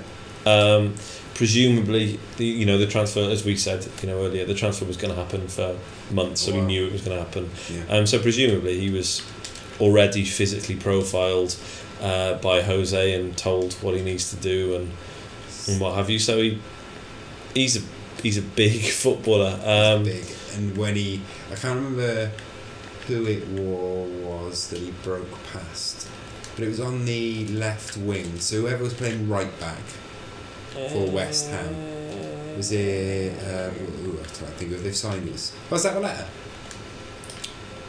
Oh, he had a tough shocker. I don't know whether he did. I think he had a tough time against Marcus Rashford, who looked $1 million. He did look superb. His through ball to Lukaku, his extra touch before he slides that through ball through, is one of the most lovely things I've seen in ages. And it's about the excitement of watching football again. I haven't seen it in ages. Yeah. And I watched the replay twice today on my phone, and I really dislike Manchester United. I really do like Marcus Rashford. I love that kind of player. But he just before he makes the pass, he steps to his, I believe he steps to his right, takes one additional touch, just so he can slide that ball through, and it completely fucks the defender. Because there's no way he's making that pass afterwards. The defender is then prepping to engage him. The ball through is perfectly weighted, and I love an inside post finish. It was absolutely love an inside post finish. Hammer as well. The shot. And as people were saying, you know, scoring past Joe Hart was lovely. It was from a Manchester United perspective. Presumably, it was excellent viewing. Oh, it was lovely. It was lovely. But yeah, there was this one bit where he'd won the ball just by the halfway line, and he knocked it on, and then he just fucking tore forward, and there was this moment where you just saw Zabaleta think, fuck, hang on. Because there was no way he was going to stop him. Yeah. One, he hasn't got the speed, and two, if he had have tried to stop him, he would have just got bowled over. Yep. There was no way of stopping him. And this is, you know, I'm clearly not comparing the two. Zabaleta. But when we were talking the other week about the actual Ronaldo, that was the thing. When El Phenomeno, or however you wish to, you know, whichever variation you want to go, when he played his 1 year at Barcelona, it was the point. He ran the 100 metres in like just over 10 seconds. He was probably a stone heavier than most of the players that he was playing against, and this was when he was at his absolute physical peak as well. So not when people say fat Ronaldo, etc. He was 2-footed. He was absolutely terrifying on the ball. He had a ridiculous shot, and it was there was a moment, you're absolutely right, where it was reminiscent of that kind of thing, where physically, absolutely, like, just incomparable. Now, that was a lovely tackle. Fuck you. Yeah, I'm going to punish you for that. Oh, and another one. Right. There was the Lukaku second. There was a point where, you know, he'd won the header, and he'd scored, and one of the commentators, I think it must have been Gary Neville, said, no one even jumped for that. And I just thought, if they did, they weren't going to make any difference. It's a combine harvester. It's like you were going to... But there was a lot. It was nice to see that it was, you know, playing on the wing, fast breaking. You know, Rashford was, again, I know we've already touched it, but Zabaleta, him having an absolute mare against Marcus Rashford, who is very, very fast anyway, and quite a lot younger than Zabaleta. And then he gets taken off, and Zabaleta must have thought, oh, I'm going to have a break. Who are they bringing on? Fucking Martial. Yep. Who's fresh as a daisy, and proving a point. And moody and going to prove a point. Which was my favourite goal as well. The Martial one was beautiful. But yeah, just thinking of Zabaleta, just like, oh my god. But there was a lovely tweet I saw. Marcus Rashford will not rest until he's retired every single ex-Man City. Nice. Because he did Dem Achilles. He did do Dem Achilles, and that was basically the end of him. And yeah, no, it's Zabaleta. And then they just put a picture up of Bakary Sagna looking awfully frightened. The thing with Bakary Sagna is that he is... have you ever seen Bakary Sagna with his shirt off? There are quite a lot online that the man likes to be topless. Yeah. Jeez Louise. Is he got that sort of... I can see, like when, you know... He actually looks like... you know, prime Peter Andre? Yeah, I know the one. And I can't believe that actually got said out loud on record, like on a documented form. But prime Peter Andre, you know, I mean, he is... Mysterious Girl first time round. That's what we're talking about, Not reissue with Insania as the B-side. I didn't even know that was a thing. I know, far too much for Peter Andre. But he's, it was... Bakary Sagna is, let's just say, he's in great nick. So yeah, he's not going to be bowled over as easily, but he's lost a couple of yards of pace. It'll be interesting to see. I think Marcus Rashford will be interesting this season. Did he appear in one of our... foolishly, did we not all say that Iheanacho will score more than Rashford? Yeah, we did. Yeah, that's not going to happen. I don't think, no. It depends on Jose, to be honest, because I think we all agreed in that based on minutes played, or goals per minute, then I think we all said... Did you say Kelechi? We said Rashford without scoring for, you know, goals per... Oh, did we go GP90? Is that what we said? Okay. That was not the original. The original question was who's going to score more? More goals, yeah. And we all agreed that it was Well, I hope Rashford has a good season. You know, I don't want Manchester United to win the league, obviously, but well, you know, as a theme will continue to come up. What I absolutely love is football, and I love young, interesting players. And I think Marcus Rashford just looks like... Well, he just doesn't look like an English footballer. No, he doesn't. The way that he plays is... And I'm hoping that this might be it. Like, this might be the start of, you know, the genuine Premier League influence on the academies, etc., as we go forward. And I do just wonder now whether this might be kind of it, the start where you start to bring through players of, you know, real quality, etc. What you got going on here? Why is that? Is the chat's disconnected? Don't worry, just leave it. Nobody's chatting on that. No, successfully connected underneath. I didn't know. I was reading that. Oh, maybe it goes that way. But no, Rashford is a wonderful player. He's looking good. I still, though, would quite like to see, being honest, I think he could benefit from having the season away. Do you really? Yes. Where? It depends. Again, this all depends. I'm working under the assumption there that Rashford is going to be restricted to sub appearances, as he has been for most of his Manchester United career so far. But where does he go on loan? I was going to say Everton then, because that's where I always think of people going on loan, but they haven't got a bloody room now. I'd quite like to see him go abroad. Where? I think he'd suit La Liga. Who's he but seriously though, who is he playing? Who's he playing for in the league? Realistically, he's going to be going to a Sevilla, Villarreal. Right, actually, that's really annoying that you picked Sevilla, because he probably would. He played the Kevin Gamero, Kevin Gamero. That's who I just because he's extremely young and he's obviously frightening. You know, he's got amazing talent and all of, but surely he will develop more by playing 90 minutes more regularly. Right, now, quite possibly. The counter to that is that he's a slight player,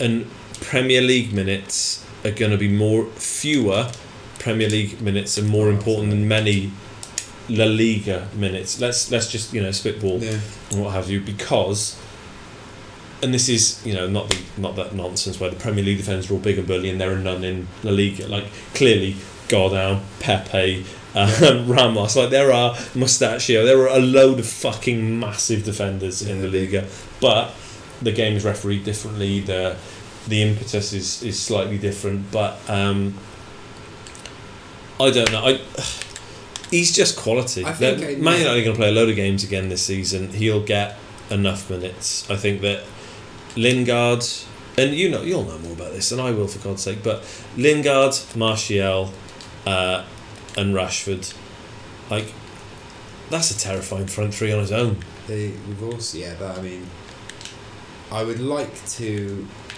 again, I mean, it sounds stupid because one, I'm not a football manager. Two, Jose Mourinho does a lot more than me, and we won 4-0. But the lineup, because I want to see Herrera, Matic, Pogba. Well, surely that's going to happen, isn't it? Yeah, it will. Obviously, it's one game of the bloody season, and it's ridiculous to say anything now. And then I would quite like to see in front of that a Lukaku, obviously, with Mkhitaryan and Martial, and then Rashford come in, and then you switch those around. Okay. With Mata as well. We spoke about it briefly last week.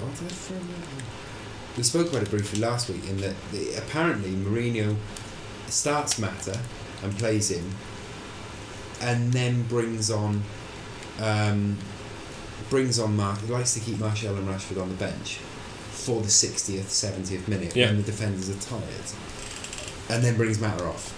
And it seems to be what he does every single game. So he'll bring Mata off for one of them. He will then also... Mkhitaryan's not going to play 90 minutes often, is he? No.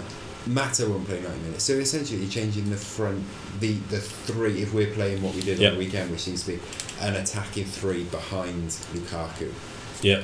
Then you're just taking those three off, realistically. The other way to look at it is that there are few managers that are as pragmatic as Jose Mourinho, and you know that he will pick his team heavily on the opposition that he's facing. Yeah. So there will be certain teams where anybody that will play a highest press, I would love to see. Who would we have? Rashford against Liverpool. So not an awful lot of protection defensively, really. Rashford playing on the right hand side against Liverpool with Moreno exposed by Salah. Yeah. That would make interesting viewing. I think Liverpool will be a good team for Rashford to be playing against, and stuff. We'll see how the season goes. Chelsea will be an interesting one. So there's already been an article written about are Manchester United going to go a season unbeaten? Signs of them looking like Arsenal, the Invincibles, etc. Do you think Manchester United will win the league now after one game? No. Why? I think because one is one game. It was against a poor team, it was a very real poor team. They looked, all the signs of it. As a Man United fan, the things which I've wanted to see are now seemingly in place. However, there are a lot of factors that need to happen before as in, we've still got to answer the question of, we've got very, very top heavy squads. They can't all play, but they could, every single one of them could get into many, many, many world footballing sides and play there quite comfortably. Yep. So that's got to be addressed. I think you've got to now make sure that Matic stays fit, because one injury to him, we're back to where we started, really. Carrick can't play every season. We let Schweinsteiger, Schneiderlin, then they went, we let them go. Who's going to play there? I mean, we haven't got Darren Fletcher anymore, Darren Gibson's gone, Hell. They've all gone. You haven't got Paul McGrath anymore, his knees. No, he's gone. His knees aren't doing anything. Neil Webb, actually. Neil Webb!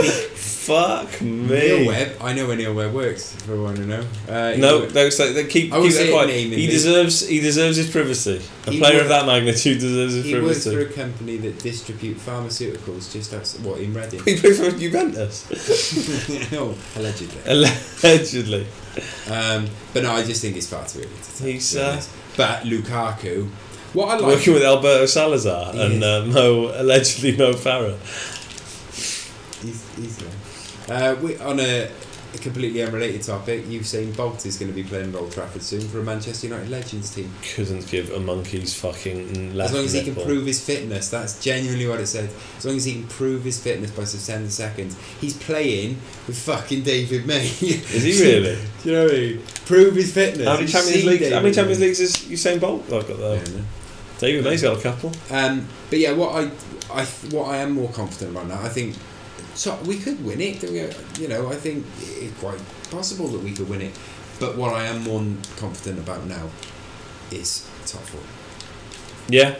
Because it's not only it looked like a Manchester United side with attacking wingers, with crosses coming in, and with a big centre forward up front as well, who was pacey and could score goals, with very fast wingers running at defences, which we haven't done, especially in the Vanguard. We haven't done it a lot.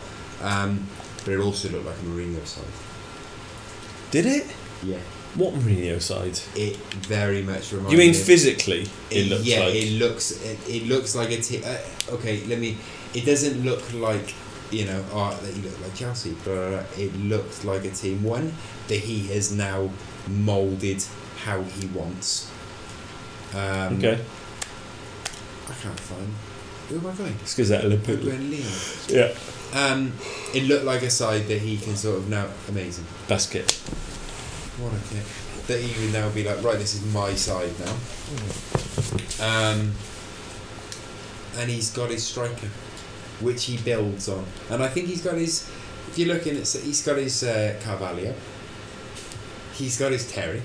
He's got his Drogba. It's a big shout. It's a big shout. He's got his Lampard. I think. Who's his Lampard? Matic. No man.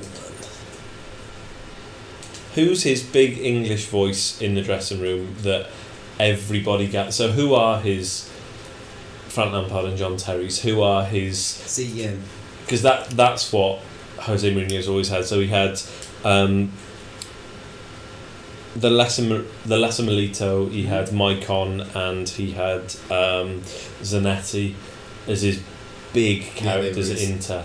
He had Pepe, he had the Portuguese players basically, Coentrao even at Real Madrid. You know, the Sergio Ramos very much so as well. You know, he ostracised. Right, 2 questions. Mm-hmm. Who is his hook upon which to hang everything now? And equally then, who is his ostracised player that he deliberately hangs out to dry as a symbol to everybody? Okay, the former, I would say, I think it's going to be Mata. I think Mata's going to be his... Okay. I think Mata is going to be his sort of... That'll be his lamps, his... Delighted with that save. You think that would be his Lampard? Right. Who's the player he's going to ostracise? Martial. Do you again? I do think it's going to be Martial, annoyingly. What about Lindelof? Why did that not happen? Interestingly, he came... Did you see his comments comparing him to Carvalho? He came... He oh, said, really? Yeah, he said he's a young centre-back who's got to get used to the physicality of the league. I've seen that he's been written off by some, even though he's only played one official game. You know, he had a pre-season which he was trying to get fitness, he's trying to get used to the shape of the side, the physicality of the league, so on and so forth. He said, if you remember, we've had this conversation before about a defender, and like you said, like a centre-back that you might remember, called Carvalho. What did he ever do? He went on to have yeah, he's had a bad career. And everyone laughed. And was, a classic Jose sort of thing. But he was literally just like, okay, he hasn't really played yet, and he's young, and he basically was just like, he's a fantastic defender, but you need to give him time. Yeah, fine. And then he said, because I will be giving him time. The problem with... Not the problem. The thing with Jose, and Wenger spoke about this the other day. Christ, that was a bad free kick. 3 points in rugby. Wenger was... It really fucking was. Yeah. Wenger was talking at a thing the other week, and he was asked about a number of things, but Rob Holding came up, and he said, the interesting thing, that's my vocal tick. He said that when you play a young defender, the way you have to weigh it up is that you have to give him experience on the understanding that he will cost you points. Yeah. Throughout, because defenders, like forwards, defenders will actively win or lose you points. And so Wenger said is that it costs you actual points. Now Wenger is always taken a view that that's acceptable. Yeah. Jose isn't that man. No. He is pragmatic to the point of sociopathy in terms of points and winning titles, etc. So exactly that. So what, and Martial to some extent as well. Do you think that Jose's the manager to give Lindelof the time and the minutes on the pitch, or? I think is because he signed him, and he's now a Mourinho sort of signing. I think he will more than he would Luke Shaw, because it seemed almost at times as if with Luke Shaw, Mourinho was playing with a toy train set and he'd forgotten to turn it on, but he's pushing around the tracks and what's the fucking thing go? And it's like, well, you haven't done it right, have you? Just okay. But again, maybe. Oh my life! Maybe Luke Shaw will be the one that he decides to hang out to. Let's not try and talk over this a little minute. Look at that! That's brilliant. That would be is used superb. by stats guys, at the moment. So XG has now been put on Match of the Day. We're actually going to talk about expected goals. I said I'm not. I haven't watched Match of the Day in 15 years. I wouldn't go down well on Match of the Day. I talk too much and I know too much about football. Yes. He says. And I fucking hate Danny Murphy. Is he on it? Is that Danny Murphy's on one of those? Probably. Is he? So they're talking about expected goals, and there have been some things this week. So they've rolled it out to the wider public, and obviously it's been poorly communicated. It's not widely understood just yet. And somebody was asking about why certain goal positions aren't 1.0. So why is it not a definite goal? And we're now going to use that as a reason why. So from that chance, that might be 0.9. It might be 0.98. Yeah. But Taliso could still miss from there. Luke Shaw could manage to miss that. Apologies for those that can pick up that. That's my neighbour putting the bins out. Good neighbours. Good neighbours putting the bins out there. Scored 2 goals on the weekend. Now put his bins out. Putting his bins out, exactly. It's the other way. He's that way. Well, yeah, he doesn't put his own bins He don't put his own bins out. Oh. No. Neil Warnock comes round and does that for him because he's that kind of guy. I saw Neil Warnock in Wilco. no, what's that place down Bridgend, MacArthur Glen. What? I saw him down MacArthur Glen. He's in the Lynch store in MacArthur Glen. What's Lynch? Lint. The little Lint. He's in. Oh. They've got their own Lint store. Have And they? Yeah, just down from the Cadbury's store where you can get the Cadbury's offcuts, which is they're the ones. Are they? They're big, like 2k bag for like £4, but it's misships, so they're stuff which they can't sell from the factory. So they just, but it could, it's a bit. You don't know what you're getting. Okay. Really. But it is all Cadbury's chocolate. It's all Cadbury's chocolate, but it could be a bag Lindt full don't do the equivalent, surely. Lindt are a high quality product. No, Lindt just sell normal Lindt chocolate at ridiculous prices. But he was in there, and he's genuinely asking for samples of, because they do the balls, they do the Red Balls. Yeah. Oh, those magic. They're the the best magic chocolates balls. in the world. Right. Okay. There we go. They're my favourite. They're 90% dark chocolate, so it's very good. But I digress. Neil Warnock was in there, and there's certain ones in there which you cannot get anywhere else except in Lindt stores, because they have like coconut macaroon flavour and stuff like that. I mean, your knowledge of Lindt chocolate is really. Oh, isn't there? Well, there's Neil Warnock watching. I can't stop that, honestly. It's an excellent save. And he was asking for samples. He asked for a sample of every single one, and then went, thanks very much, and left. Gone. Didn't buy anything. But that is classic Neil Warnock pragmatism. You'd want that displayed. You want that kind of pragmatism. That's what he's doing in the transfer window. That's exactly what he's doing. He's asking for a lot of samples. He's not paying. This is all over the shop. This is the end of the world as we know it. What's going on here? I feel somewhat responsible now because I suggested free Ramble. I think this is your fault. Maybe he's going to be blamed on me. I continue to tighten it as well. This is the problem. I'm doing it all wrong. This is absolutely knackered, my desk this week. Skinner's away, and this is an absolute catastrophe. Right, let's put that in there tight, nice and tight. The game's going. Over there. Well, that's all right. You're not going to beat me anyway. Doesn't. Oh, it's still going. This is it. This is the end of the world as we know it. What's going on here? Why is it falling off? What the fuck is going on here? I don't know what's happening. This is all over the shop. This is actually knackered my table. Put it by there. Bit of permanent marker, that's all. A bit of permanent marker. Is that a tip? Is it? That's just covering that. Is that what you do? Yeah, well, you're not going to fix it, are you? So you colour it in. Me? I'm not fixing that. You colour it in black with a permanent marker. No one will know it's broken. Do I look like a man who's ever fixed anything in his life? It is. I've never done a day's labour in my life. I don't know If what. Skinner's watching this. Look at that in the stream there. This is unreal. This is absolutely outrageous. I genuinely think when I watch this back now later on, I'm gonna text you and be like, my favourite episode. This is an absolute catastrophe. I haven't given anything to Lacazette up front. Or Memphis. If we, let's talk about him a little minute. Just because I like to talk about him like I do quite often. Another player that Mourinho could not work out what to do with and didn't immediately fit the system he was training, so he just went, just get rid of him. So, I might have said this on the Ramble already, I don't know.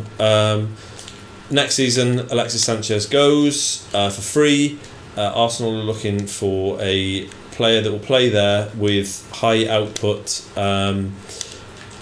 sparks of creativity, etc. He is my number one pick, and I mean in world football. I want Memphis to be playing for Arsenal next season with a point to prove, linking up with Alexander Lacazette up front. Please and thank you. So if you can make that happen, that would really, really suit me. He is going to score an inordinate number of goals this season. Leon looked really good on the weekend. So yeah, and I know everyone talks about like Nabil Fekir, etc. That's made a hell of a mess. That is made out. Look at that. Good Lord, that's delaminated. Taking that back. I'm not taking it back. It cost about £4. You got any? I got one. There you go. We can do it live on stream. Do a DIY stream. You got any questions this week? We got any viewers' questions? Do you know what? The best question that I've had, because there was a lot of transfer stuff, and you know, we got some one questions? One of the ones I was thinking that was just, I just want you to feel the despair. I tweeted out last night. And I said, any questions? It's happening tomorrow. So, you're only going to get a couple more chances to get them in. And someone I follow on Twitter who used to write for my old website, Title Football, who is a Aston Villa fan. His name's James Quigley, at JamesQ1986 on Twitter. Good follow, all that. And at this point, Villa were losing. So the only question that I want answered in world football is, what the fuck did I do with my life to deserve this football team? Yep, fine. I haven't got an answer, but I have got an anecdote. I used to work with a really large red-headed chap who, thinking about it now, looks like a fat Ed Sheeran, like a really big Ed Sheeran. I think I've only yet seen a picture of Ed Sheeran once, and I didn't know that was Ed Sheeran. I thought he was somebody else. Called Andy, and he used to despair about Aston Villa only ever finishing 8th in the Premier League. So between 8th and this, but this is the point. And Andy used to be, not quite suicidal about it all, but he used to just be so depressed about Villa, and he used to talk about, he was an older guy, so he remembers Villa being actually good. Yeah. So I can only imagine how depressed Andy is now. So to answer Quiggers, and that's what we're going to go with. This is a good nickname. I don't believe in Buddhism, but maybe you were a cunt in your former life. Maybe. That's all I can. So what did you do? Let's make it up. You killed that boy. You killed that boy. You shouldn't have. You knew you did it. So yeah. I've got a soft spot for Quiggers because after he helped me out through a lot of that sounded very Samaritan like then, so I'm making it sound far worse than it actually is. What a finish. When Ferguson retired and Moyes took over, and we were having some terrible results, and then Van Gaal and so on and so forth. But I would tweet and be like, after a game, my God, this is so frustrating. And he would genuinely constantly tweet me and just go, you know who I support. That's all he'd put. Lovely. He just went, what are you talking about? You know who I support. As that, I would be like, yes, okay. And they say misery loves company. Yeah, is that what would they make me smile. So regardless of what, and then that genuinely made it to the point where now, if United lose, obviously I don't want them to, but whereas a few years back it was the end of the world. Yeah. But now I'm just sort of like, that was frustrating. It could be Aston Villa. And then I go about my life. And that I genuinely think his regular tweets of "you know who I support." I like that. That's very good. It's helped me watch football in a different light. Somebody tweeted a picture today, and it was a picture of John Terry, and they said the only thing better than seeing John Terry sad in a Chelsea kit is seeing John Terry sad in an Aston Villa shirt, and it's a picture of him walking off in the Villa game from I think it was against Cardiff City actually, and he just looks in that game, mind. Oh, good. He got torn apart in that game. Well, he will. It suddenly it must have dawned on a lot of people that suddenly John Terry, he's gone down and he's going, oh fuck, they're still fast. Yeah, they're going to turn up. Yeah, they really are. Yeah, exactly. They're still fast down here. Is that Lacazette again? Isn't it? It is. And there's Nabil Fekir. It was a good partnership there. He's living it. Well, if you actually got any, I'll talk about transfer stuff. Let's just do it. The transfer stuff was the use again. Hang on, Janie's doing something. What she said? I'm gonna make a cuppa. I shall bring you one. Just thought you'd like to know. So there's a cup of tea on the way. Lovely. Apparently, I mean, she didn't know, as we established last week. I mean, I hope she doesn't. She doesn't know. She was very clear last week. I don't think she's talking to me. I think she's talking to you. She's turning up at your house. She doesn't know where it is. She's just going to go looking for Audis now, isn't she? She's going to go looking for... Maybe she Google Street Mapped it. She saw... Maybe she did. You haven't geolocated any of the posts of you, because that would depress me quite a lot. If people knew where Calhoun Towers were, that would...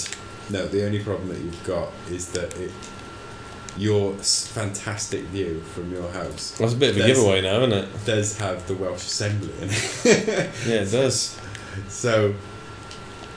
I mean, you know, again, as I was going to say as you've mentioned many a time, we don't attract the audience that we deserve. Oh, that no, we do. That's the problem. We do attract the audience.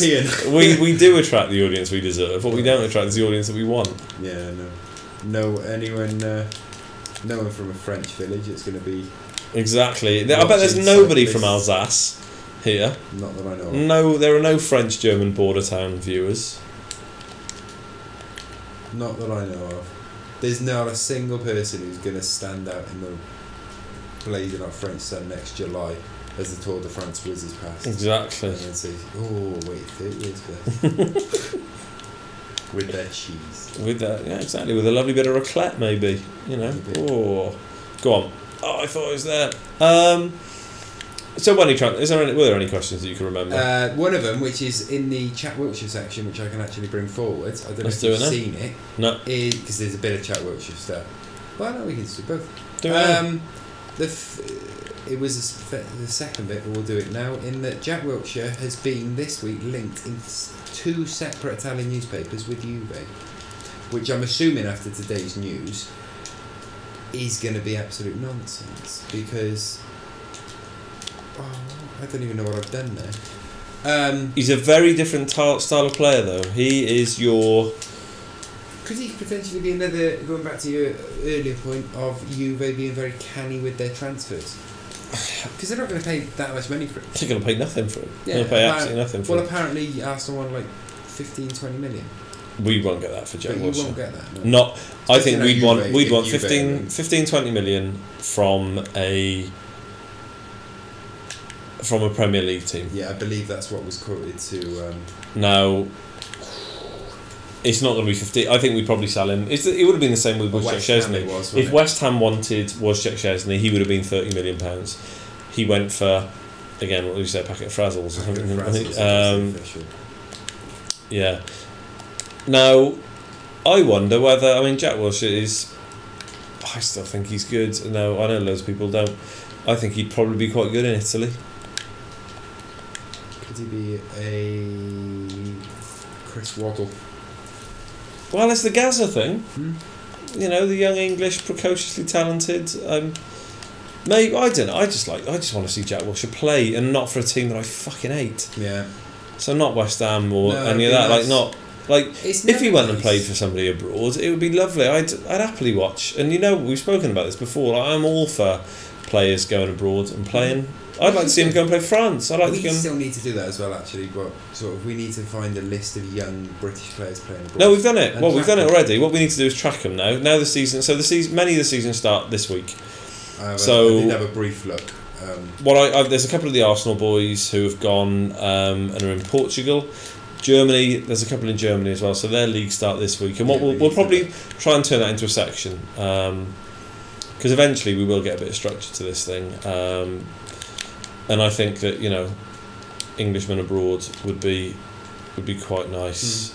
So yeah, we'll do some of that, I think, which would be nice. That'd be good. The other bit of Jack Wilshere news is that he's back. Who's back? Jack Wilshere. He's playing football. Well, he played for the under-23s. With Kieran Gibbs and Francis Coquelin. And Mathieu Debuchy. Did Debuchy play now? I forgot he was even an Arsenal player. Hopefully he's going to Marseille this week. We won't talk about an under-23 game because people won't care as much as I do. It's just because he's back, and Kieran Gibbs was their shop window, wasn't he? Yeah, it was all. So there was a load of the... Coquelin, apparently they were the ones who were like, oh, they're there to get fitness. Yeah, a load of the games, a load of the people who really know Arsenal youth football were saying that it was a shame because that squad is so large and so stacked with talent, the Arsenal under-23 squad, that there are actually a couple of players that missed out on valuable game time because they're still trying to get these players either in the shop window or fit. I'm surprised Kieran Gibbs is still which is a bit of a shame. Well, Kieran Gibbs will go at the end of the transfer. Is Jenkinson still there, or is he Yeah, officially gone? Because he went to West Ham, didn't he? He's still there. He'll be gone. But yeah, no, I just saw it. I watched the highlights. Because whenever I see Jack Wilshere, it's like Harry Redknapp to me. It's I'm going to take notes for the Ramble. Yeah. Good. Should we have a fantasy football? Well, we'll should we leave that? No, let's do it. Let's wrap up, innit? Because we've run out of games. We're at 2 hours. The microphone stand will probably break again in a minute. Right then, we'll just do a brief. There's a few things that we could sort of close out on, which would be nice. Go on then. Right, so the quick update of the FIFA Ramble Fantasy Football League. Are you bothering with that now? You got any people in there? We've got 13 people. Idiots, all of them. 13, which I quite like the number, so I stopped tweeting out the codes. Is that me and my 12 disciples that I've always wanted? It is. This is exactly what. That's why. This is actually it. This is me. That's what Can you close it? I've stopped tweeting the code out now. So this is it. This is the actual dream. No, I did see that, and I felt right. I'm delighted. not going to promote that anymore until we'll do it next season. Right. Kevin Kennedy, who is someone that I work with, is top. He got 79 points this weekend. Is that good? I don't know. Yes, I've seen teams who've got 101 points, but the average, when my internet starts to work on my phone. Are you not connected to the internet in this house? No. Well, that's remiss of you. Right, the average points is 58. Oh, so he's considerably better than... Yeah, the average was 58. The highest points total anyone got this week was 128 points. Okay. So that's what is that what I got? With. Yeah, that's what you got. I didn't get that. We'll get to you. I'm at the top of the league first. So he goes from 128 points and then all the way down to 18 or whatever someone got. He got 79 points. Tom Bradbury, who works for someone who I always say, right, I'll shout you out, but I never shout him out. He owns a clothing company called Social Misfit Clothing. You and your shout outs. I know, I can't help it. He got 77 points, so he was second. Well done him. I was third. I got 69. Okay. And then it goes all the way to Skinner was sixth. He got 55. What was the difference between you and Skinner then? What was the big difference there? He doesn't have Lukaku and I do. Fine. Who does he have instead of Lukaku? Skinner's team. Has he got all of his money on the Harry Kane? We had that. He had Aguero. Fine. Up front. Now, and I didn't. I went with De Bruyne. Yeah. Because with Liverpool and Man City, they've got so many different attacking players. Yeah. But they're all. I went for the cheapest option. That was a great save. I thought that was just a miss. What a save that was. Just punching That's that ridiculous. That was a 2-2 as well, I think. Yeah. So De Bruyne is £1.5 million cheaper than Aguero. So And you, in your predictions, reckon that he's going to get more assists than Ozil and whatever, isn't it? So. He's going to be good, I think. Whereas Aguero, I think, is more prone to be rotated this season. Yeah, fine. Well, he will be, wouldn't he? With so that's why I went with him. He's gone with Aguero, and he's got straight off. Right. He also Redmond, Silva for City, but the I hope he's put Redmond in because he knows that I fucking love Nathan Redmond. Yeah, we got Bellerin, Leighton Baines, Aguero, Firmino, Matic, Townsend. There was not much difference between the two of us because the only players of his that scored at any points of note, Foster got a clean sheet, but I also have Foster. Okay. He had Leighton Baines at centre in defence and got 6 points, but I had Cedric Suarez. Nice from Sunderland. So we're matching there. Right, let's get to the heart of the matter then. How did I do? Because I genuinely don't know. Okay, right. So the top of the league is 79. That's okay. So what I presume I'm on 78, 77. You're bottom of the league. Yeah, right. 27. 27. So that's 72 backwards. Yeah, it is. So I mean, if we were playing backwards fantasy football, you would. Which I am. Let's be perfectly clear. So you had. Right, you first of all, you have Macaulay as your captain, who's injured. Right, Macaulay shouldn't be my captain. How do I change that? Because I want. Why have I? Oh no, maybe I do want Gareth Macaulay as my captain. So Gareth Macaulay is your captain. Yeah, that's fine. But he's on the bench. So because he didn't play, your vice captain then picks up the captaincy points. Lovely. So that's Tammy Abraham. So you have Fabianski in goal with 6 points. So he had a clean sheet, didn't he? That's good. You also had Cedric Suarez. You didn't pick him in your side. You had Nathan Holgate. Mason Holgate from Everton. Sorry. Yeah, but he got a clean sheet as well. He didn't play. Oh, Santa Maria. Yeah, did he not? No, he didn't play.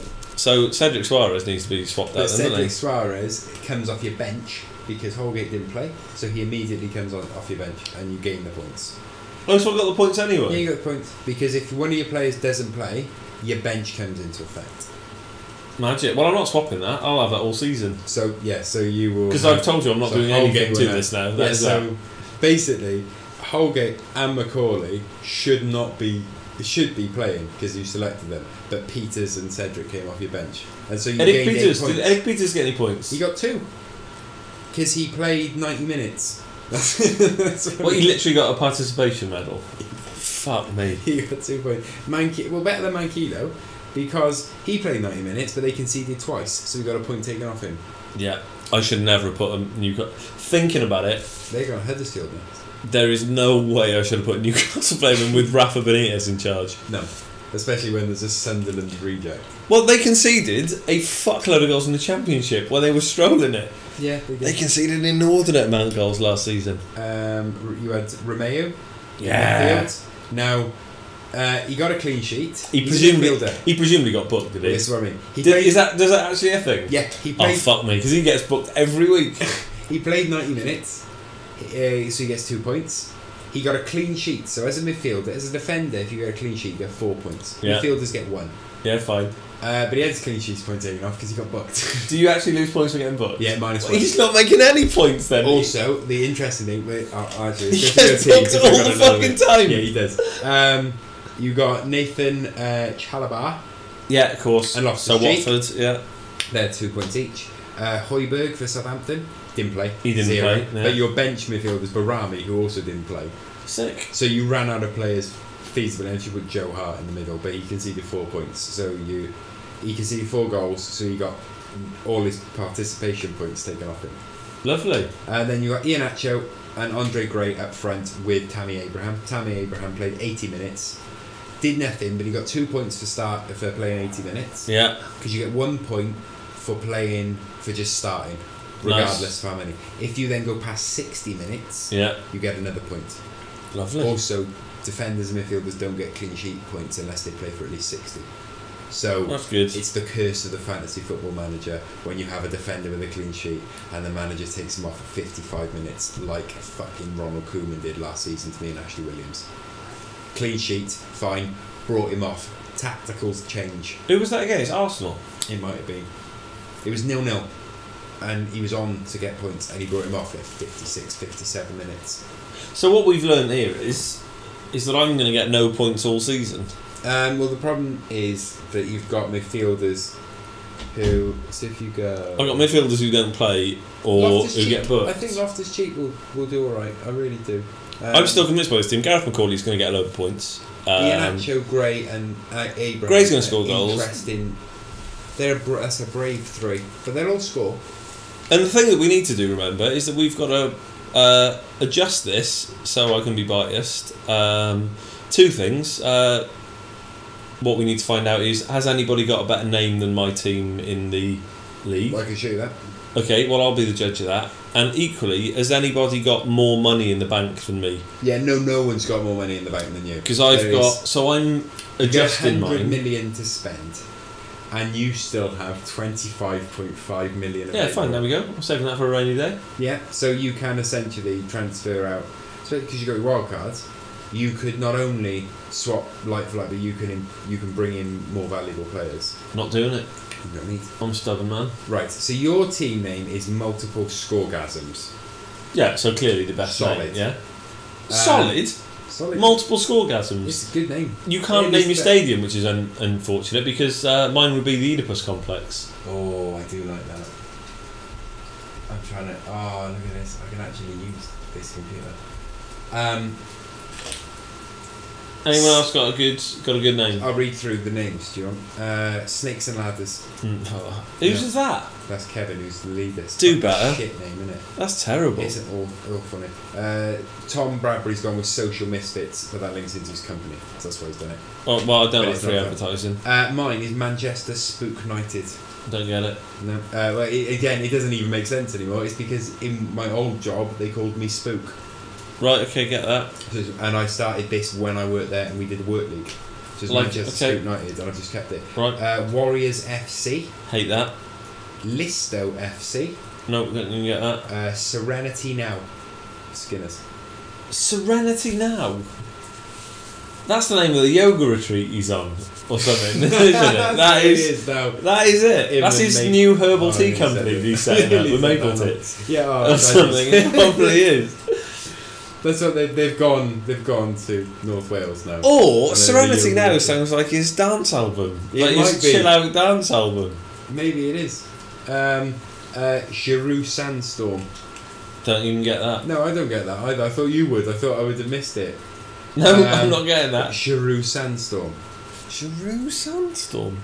I'm assuming it's not meant to. Let's mispronounce it then. Giroux Sandstorm. No, I can't get it. No, I can't get it either. Don't worry. Obi-Wan Kenobi nil. Obi-Wan Kenobi nil. Yeah, okay. It would make sense, but he still spelled it one. So he's ruined it. It should be Obi-Wan Kenobi nil. Because it still sounds the same, but the joke is better. It doesn't work, yeah, okay. Visually. Right, well, I'm giving that, that's 4 out of 10 or something. Yeah, that's the best one yet. Out of the rest of them. Sorry, yeah, thank you. Out of the rest of them. Thank you. Seek Star. Don't get it. S-E-E-K, Seek Star. I'm not even S-I-K-H, it's not a religious thing. Okay. No, that's what I assumed it was, but no. Mickey Taker, but spelt Mickey as in Mickey. Mkhitaryan. Mickey Taker. I think that that's alright. I think it's less than Obi-Wan Kenobi now. Okay. Bobby Dazzlers. Oh no, so I missed one, which is KTBBFH. I'm assuming, I don't know what the acronym means. Well, let's find that out. Bobby Dazzlers. Who's Bobby Dazzler? MV, the name is. Okay, and then multiple scoregasms. Multiple scoregasms. Which is both ironic, because of the number of points that I've got, and also an excellent pun. One of my favourite fantasy football team names is from my old work. I used to work with someone who was a... John Chichester has just suggested Shamak Me Pitch Up. Okay. Yeah, I like that. That's good. Someone he's tickling my ex-Arsenal trout there. Yeah, he is. He knows what he's doing there. He knows his targets. The people are now giving us what we want. They are. I used to work with someone who's a massive West Ham fan, and every year his team would be Get Me Noble Bruv. just get me. And he'd always pick Mark Noble. We start the season, I remember Mark Noble because he's going to score at least 5 penalties. So I'm going to get him in. When they got relegated, it's the only time his fantasy football team has ever changed name, and it changed to "Where's Noble gone, bruv?" Nice. It was the only one. He That's was right. finished 5th in Wales as well in fantasy football. Did he really? Yeah. I'm probably going to beat that. Football. Yeah, definitely. But yeah, no, it was. So it's been an interesting week, is it? It's been an interesting week. It's a Right. solid first start, but looking forward, we've got. You and Skinner are going to get into this, aren't you? And I'm just going to become less and less interested. Yeah. That's that. I got roped into doing the Super Sixes today. How did that go? Oh, can I find out my Yeah. predictions? Is that a thing I Yeah, can make share here? away. How do I even do that? Have you got the app? No. I haven't got is there a fantasy football app? There is, yes. I haven't got that either. I don't use it. I'm not going to bother. Right, Right, I did the Super Sixes this week, so I'm going to win £1 million. You're not going to win £1 million on the weekend. Which is fine, which means that I'll be able to replace my dad. What's chat saying over here? Right, we've got. She's telling her about when she's insisting that I tell you a story about when Manchester United beat Bayern Munich in the Champions League. We're saving that. We're saving that. Chich is in. He's just talking about fantasy football. No, it's not with Sky Sports. We use the official, the Barclays ones. It's not the official anymore because they're no longer sponsored, do they? The league. No. The Barclays one is better than the Sky Sports one. The Sky Sports one is shit. Like, this is nothing to do with It me. would actually, the Sky Sports one would suit you better because you pick a team and you get windows that you can make transfers. So you set your team and then you leave it. That is your team. But you also score points. They also, I believe, FA Cup counts. So if you score in the FA Cup, that does count towards your total. That would suit me. Tammy Abraham's going to score loads in the early rounds of the FA Cup. It would. And then he's usual, the GOAT. But yeah, and then he said Shamak Me Pitchup, I believe, is his fantasy football team. Well, that's a blinder. Now. After multiple scoregasms, Multiple that's the best one I heard. scoregasms is the best one. It is really good. I kind of feel like we come to the end, but we haven't done. Talk to me about Arry Redknapp as we wind this down. Arry Redknapp, bless him up. They lost again, didn't they, this week? Oh well, no surprise. They lost again. There is a battle in the Midlands at the minute to see who can perform the worst. Who can employ the worst manager? Yeah. The most abhorrent player, but that's already been won. Like Villa have smashed the pants off that. And then who's going to do the worst? And to think that there was... To think Peter Enkelman once scored an own goal from a throw-in, which is nearly impossible as a goalkeeper, and then had a fan jog backwards and do the wanker sign in front of his face live on TV in the Premier League. He did. I mean... He played for Cardiff City, Peter Enkelman. Yeah. I mean, that's a phenomenal save for us. He's doing what? He broke his rotator cuff there. Yeah, no sponsor on the front of his shirt there, that's classic. So give me some Arry chat. While we roll this out, because Skinner would be livid now at this point. He'd be packing his bags and all sorts. He would. He'd have turned that off. They were already be gone. He'd be moving us on to the next subject, which is just going home. Going home, yeah, which is his favourite time. Just mouth like leaning back away from the stream, going, I gotta go. Yeah, I just got an egg on. Oh, alright, I've searched Birmingham City news. Let's just do live. I haven't looked at this at all because it was 3 hours ago this went live. The top story for Birmingham City news: Arry Redknapp planning tactical switch. Right. Tell me through this. This is the Birmingham Mail. The boss is working towards setting up his side in a new system. He's revealed he's working towards setting up his side in a system with 3 defenders. I mean, he's revolutionised this, no one else. Well, he's coming up with... Arry Redknapp's coming up with 3 centre-backs. Well, nobody else is doing that. Nope, no one else is doing that. He says he's considered the idea of implementing a formation with 3 central defenders during pre-season, but he was talked out of it. So who's he going to have? He's going to have Chris Perry. He's going to have Sylvan Distan, presumably, comes back. So understand. And who else? Dave Boost, I'm going to go with. Not with his injury record. He's got. Not after his leg. That was horrible, that was. Do you know, if he's got any sense, he'll put a call into to Villa and get Steve Bruce. Well, Steve Bruce would be better as a player than he would a manager. He would. Just stick him there. He'll win you more points. Steve Bruce will win you more points as a player than he would as a manager. Just stand fucking still. Okay. Stay there.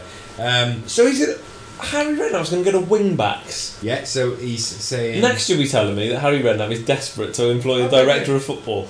They drew 0-0 against Bolton last night. Who cares? Genuinely, who cares? JJ Kocher? In my ideal system, I want to play with 3 at the back anyway. That's how I want to play. To do that, you need 4 centre-halves on your books at least. Yeah, you do, to be fair. To do that, you need 4 centre-halves on your books at least, and I haven't got that amount of players yet. Right, okay, so everything is aligned. I'm aware I'll have to add to the defensive ranks. So literally, has he changed the system just to get more players in? To get more players in. Yeah. That's all he's done. Redknapp's also confirmed the Blues have agreed a deal to sell Ryan Shot. It's Ryan Shot, isn't it? Yeah, Ryan Shot, isn't it? Yes, he's just got shot in here. Man with enormous throwing. He's selling him to Borough.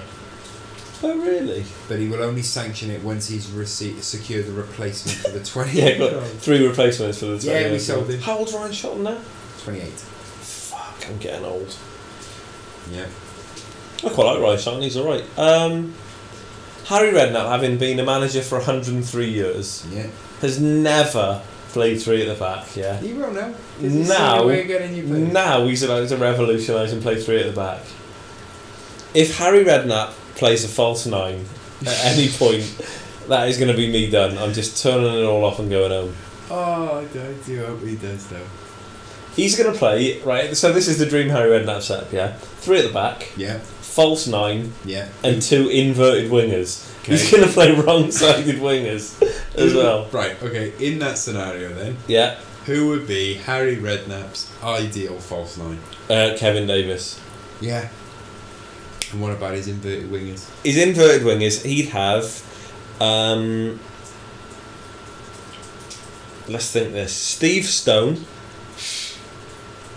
Yeah. On the left. Okay. I like it. Cutting in. Yeah. It's probably Nico Cruncher. It's probably Nico cutting in from the right. On his wander left peg. And are we assuming then in central midfield we're having Sandro's got to be in there? Sandro's in there. It probably is.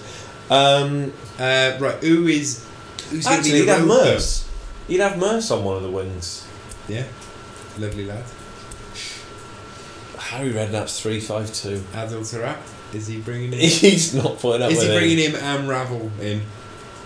Wow. Well, where would they play? So Ramble could play in the middle, and Adil Tarap could play either of the inverted wingers. Well, if you've got Adil Tarap, Ravel Morrison, and Steve Stone, they can just... That's fluidity. Well, that's your MSN right there. Yeah, that's fluidity, that is. You don't need... And then you've got Kevin Davis dropping in and out.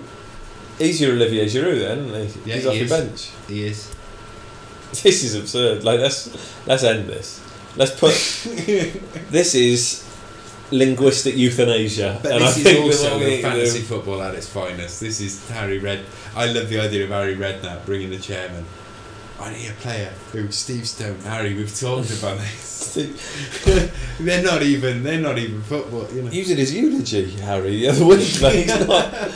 He still do it. He do it. It's about numbers. All right, if you can't get me, I'll set off a Rob Lee. Harry. He was a good footballer. He was good. So I think we're done now, aren't we? Yeah, I think we're done. That's kind of it. So games this weekend. What games are we looking forward to this weekend? Should we have a preview? Yeah, go on. Let's move forward. I'm liking this not being rushed, malarkey. I mean, it's going to go on for 3 hours, though. We're still going to be doing this at 1 o'clock. We're going to preview. Right, and in the Austrian second division. Right. Don't, because I'll watch that. Yeah, okay, right. Right, should we have like a Friday night? There's no Premier League game. Fine, alright. But you've got the joys of Burton versus Harry Redknapp's Birmingham City. Really? Burton Albion. So I will watch... Who's at Burton at the moment? Is it Clough, their manager? I'm assuming so. Okay. Didn't he nearly go to Forest? Yeah, they were talking about him going back, weren't they? And he decided not to. Right, so The early kick-off is Swansea versus United, Manchester, for variety. That'll be an interesting game at the Libertas. Yeah, that'll be Okay. Then, Bournemouth versus Watford. So I got a couple of horses in that race. You've got a couple there. And I'm imagining Gray will start there. Do you think? Yeah, I think he'll start this week because he didn't start last week, but he did come off the bench. He looked a few good. more minutes, yeah, and he's Right. so you got Watford. So I got. Bournemouth, Watford. Next game is Burnley, West Brom. So McCauley won't be playing in that. Still No, injured. probably not. I've just brought Chris Brunt in because I had to take Zaha out. Okay. I had Zaha, he's now injured, so I brought Chris Brunt in instead. Leicester versus Brighton, which is going to be very interesting. Well, hopefully Kelechi will get a game there. He should, again, you should imagine that he would. I don't think he will though, because Okazaki looked very, very good. Jamie Vardy looked. He really did look good. It was disappointing. They'll fit him in. They will. They haven't bought him to sit on the bench. And to be fair, they're not going to counter-attack. That was very much set up to play Arsenal in a counter-attacking formation, and they're not going to be counter-attacking particularly strongly in that game. Okay, so that's an interesting one. Liverpool versus Crystal Palace, which again, I mean, if you're Joey Barton, you're a betting man. What you need to be doing there, because it's guaranteed. Liverpool cannot defend set pieces. Well, to defend really, they're struggling, but they cannot defend set pieces. That said, and I was going to tweet this before yesterday, and I'm really glad I didn't. So Hoffenheim last season were incredibly effective from corners. They've got an absurd number of players. I think they had the tallest squad in the Bundesliga last season. So they had 5 players last year in their starting 11 who were over 6'3". They sold 2 of them to Bayern Munich, strangely enough. Surla, who's a fabulous player, when he's fucking outstanding. I think he's 6'3" and a bit. And Hoffenheim had a number of corners and they did absolutely nothing. And I was delighted because I was going to tweet, stick a couple of quid on Hoffenheim scoring 2 set pieces. Yeah. Because the odds would have been pretty good there. But you're right. I think Liverpool will concede and continue to concede a load of set pieces this summer. And they will also now have to face the returning Christian Benteke. They will, and he does enjoy a header. He does enjoy a header. He loves a header. He nearly got a perfect hat-trick against them last season. He did. He almost did. Which would have been good. Which a lot of people, the fantasy football accounts tried this season to get, if the player scores a perfect hat-trick, they get full bonus points automatically. Yeah, good. And extra points for having a perfect hat-trick. Yeah, I like that. Which I thought was good. So Liverpool will win that one though, quite Liverpool comfortably. Palace at Anfield. Southampton West Ham. That's got 0-0 written all over it again. It has, but then Southampton were extremely unfortunate not to have beaten Swansea on the weekend. Ward-Prowse had a really good chance. Dini had a good chance. A few of them. I love Ward-Prowse in my team. Is he really? Yeah. Because I think he's a beautiful footballer. He's not an English footballer. Like how they've managed to produce him. He's the player for me that Tadic should be, because Tadic always leaves me disappointed. Does he really? Tadic is 100% on the Walkoshan scale for me. I love Tadic. I think he'd kill me if he played for my team. Yeah. He's not consistent enough. No, but he's again, consistent in Ward-Prowse patches. is the one who I think he's a fantastic footballer, and Portsmouth let him go from their youth setup. He will have. Good enough. He may end up with more under 21 caps than, or is he out of that now? Was he not on par to get more caps than James Milner at under 21 level? Yeah, he was at some point. I don't know whether he did, but I have to look that up actually later, because I think he did end up playing more games than, because James Milner had an absurd number of under 21 caps. I think he's still playing for him. And then Stoke City Arsenal is the last game, Premier League wise. Yeah. If I'm cherry picking from the other leagues, go on. Villa Norwich. Ugh. Well, we played. What was the score? I haven't. 5-3.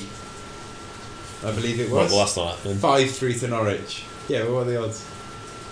Well, what we've done is we've said, Norwich, we're going to beat Villa. Leipzig are going to beat Schalke. Espanyol are going to beat Sevilla. Fiorentina will beat Inter. And Bordeaux will beat Lyon. Or was this 2-2? Can't remember. No. 3-2 on it. So what we're saying is, Norwich Villa is going to be the thriller of the 3-2. So if we're gonna, what we're actually saying is, if we're gonna stick a 5-team ACCA on, 5 away wins there. 5 aways. I'm gonna do it. Yeah, That's reasonable, to be fair. Inter Fiorentina aren't beating Inter. Bordeaux aren't beating Lyon. Espanyol aren't beating Sevilla. Leipzig will beat Schalke. Can you imagine? And Villa and Norwich will be a draw. So yeah, but I might have a little look at the odds on that. I'm not a better. We will. You are. Yeah, I'll have a look in a minute. Fulham Sheffield Wednesday. Okay. Wolverhampton Wanderers versus Cardiff City. Oh, now that is a game that I will happily watch. We really do need to wrap this up in a bit, but Yeah, we do. Ruben Neves. Somebody tweeted his highlights for Wolves on the weekend. Now that is a man, and I've told you this already. That is a man who is clearly Champions League. Yeah, he's amazing. 16 quality, The range playing in the is Championship. phenomenal. Have you seen the highlights from this weekend? No, There are 3 diagonal balls he puts in, Mm. and 2 of them are absolutely ridiculous. It's amazing. I watched it. I took a real interest in. Well, when there wasn't any Premier League on, but the first weekend in the Championship, so I watched Wolves because I really wanted to see him. He's just. But he'll waltz this season. He absolutely will. Wolves will get promoted. It'll be interesting to see how that goes. Anything from abroad this particular? I haven't even looked because I'm getting lazy. I haven't looked at the games because it's the start of many of the European leagues now, isn't it? Anything good? I mean, I picked a lot of Atletico Girona. Most of them are on Sunday, to be fair. Yeah, loads of they start on Sundays. Most of the leagues. Anything good in Germany? Just looking now at the Bundesliga. There was a few. There was Hertha Berlin Stuttgart. Yeah, that'll be alright. A game that didn't make the cut with us. Hoffenheim Werder. That'll be alright. Wolfsburg Borussia. Okay. I take we're taking Dortmund, yeah, not Mönchengladbach. Yeah, they're Dortmund. Yeah. So yeah, there's a few. Anything in Italy? Beyond, because Inter Fiore is probably the biggest game in terms of the size of the 2 teams. There. Okay, that's it. Rangers Hearts Okay. in Scotland and Kilmarnock Celtic. No. Does Italy even start this weekend? It does. I mean, it must be, but I am now down to the Northern Ireland Premiership here. I'm even getting Luxembourg National Division games above Serie A, so maybe they're not then. Maybe they're starting. maybe it starts Sunday. But Okay. The app only goes up to Saturday. Oh, fine. So maybe they're Sunday games then. Right. Then, well, I think that's probably it for us. It felt a bit. I don't know. It felt a bit disjointed, but that's all right. No, I liked it. All right. Then. Well, thank you for coming. Fools, a lot of you. He'll be tweeting and that all week because that's what he does because he gets no help from anybody. We need to remember to tweet out links of stuff that we've talked about. So we'll find the article, the Guardian article On Lose. We definitely want to do that. Yeah, we'll find that and I'll tweet that out and I'll make sure it goes on the Facebook page as well. I wouldn't mind tweeting the if you can find the Ruben Neves thing, I'll send it to you. We'll do those. We'll point that now. On the We'll do Twitter that and now. Facebook. Right. Thank you for coming. I thought it was alright. It was good. Yeah. I enjoyed that. Yeah. All it cost me was a desk and Yeah. what have you. Just did that. I believe Skinner will be back next week. Yeah. Maybe he'll never come back again. I don't blame him. Maybe this is his great escape. But you probably need to get used to it being, as my mother seemed to not work out. Wednesdays, I think, could be the new Thursdays. Right. And I was thinking about this. The Europa League will start eventually, and I'm not fucking doing this when Arsenal are playing. So Yeah. Wednesdays are better for me. I literally, we're talking about this on stream, it doesn't matter. I cannot do Thursdays when the school start. Fine. So Wednesdays will be the one. And plus then, that also, we've talked about this before, it also brings in that we can actually, off camera, so we're not going to get sued for it, but we can have games on. Like we did the Europa League. Yeah. So Right. we could have one there, maybe. We can have 3 though. Yeah. I think my internet connection is absurd. Yeah, so we can have it there, and we can actually play FIFA and watch the games and talk about them live as they're happening, as well as rounding up the possibilities are endless. Yeah. Fine. Right. So we need questions and all that malarkey. We're going to call this a day now. So we're going to watch Rory fuck up the exit now. So let's see what happens. First thing I'm going to do is take one of these because they had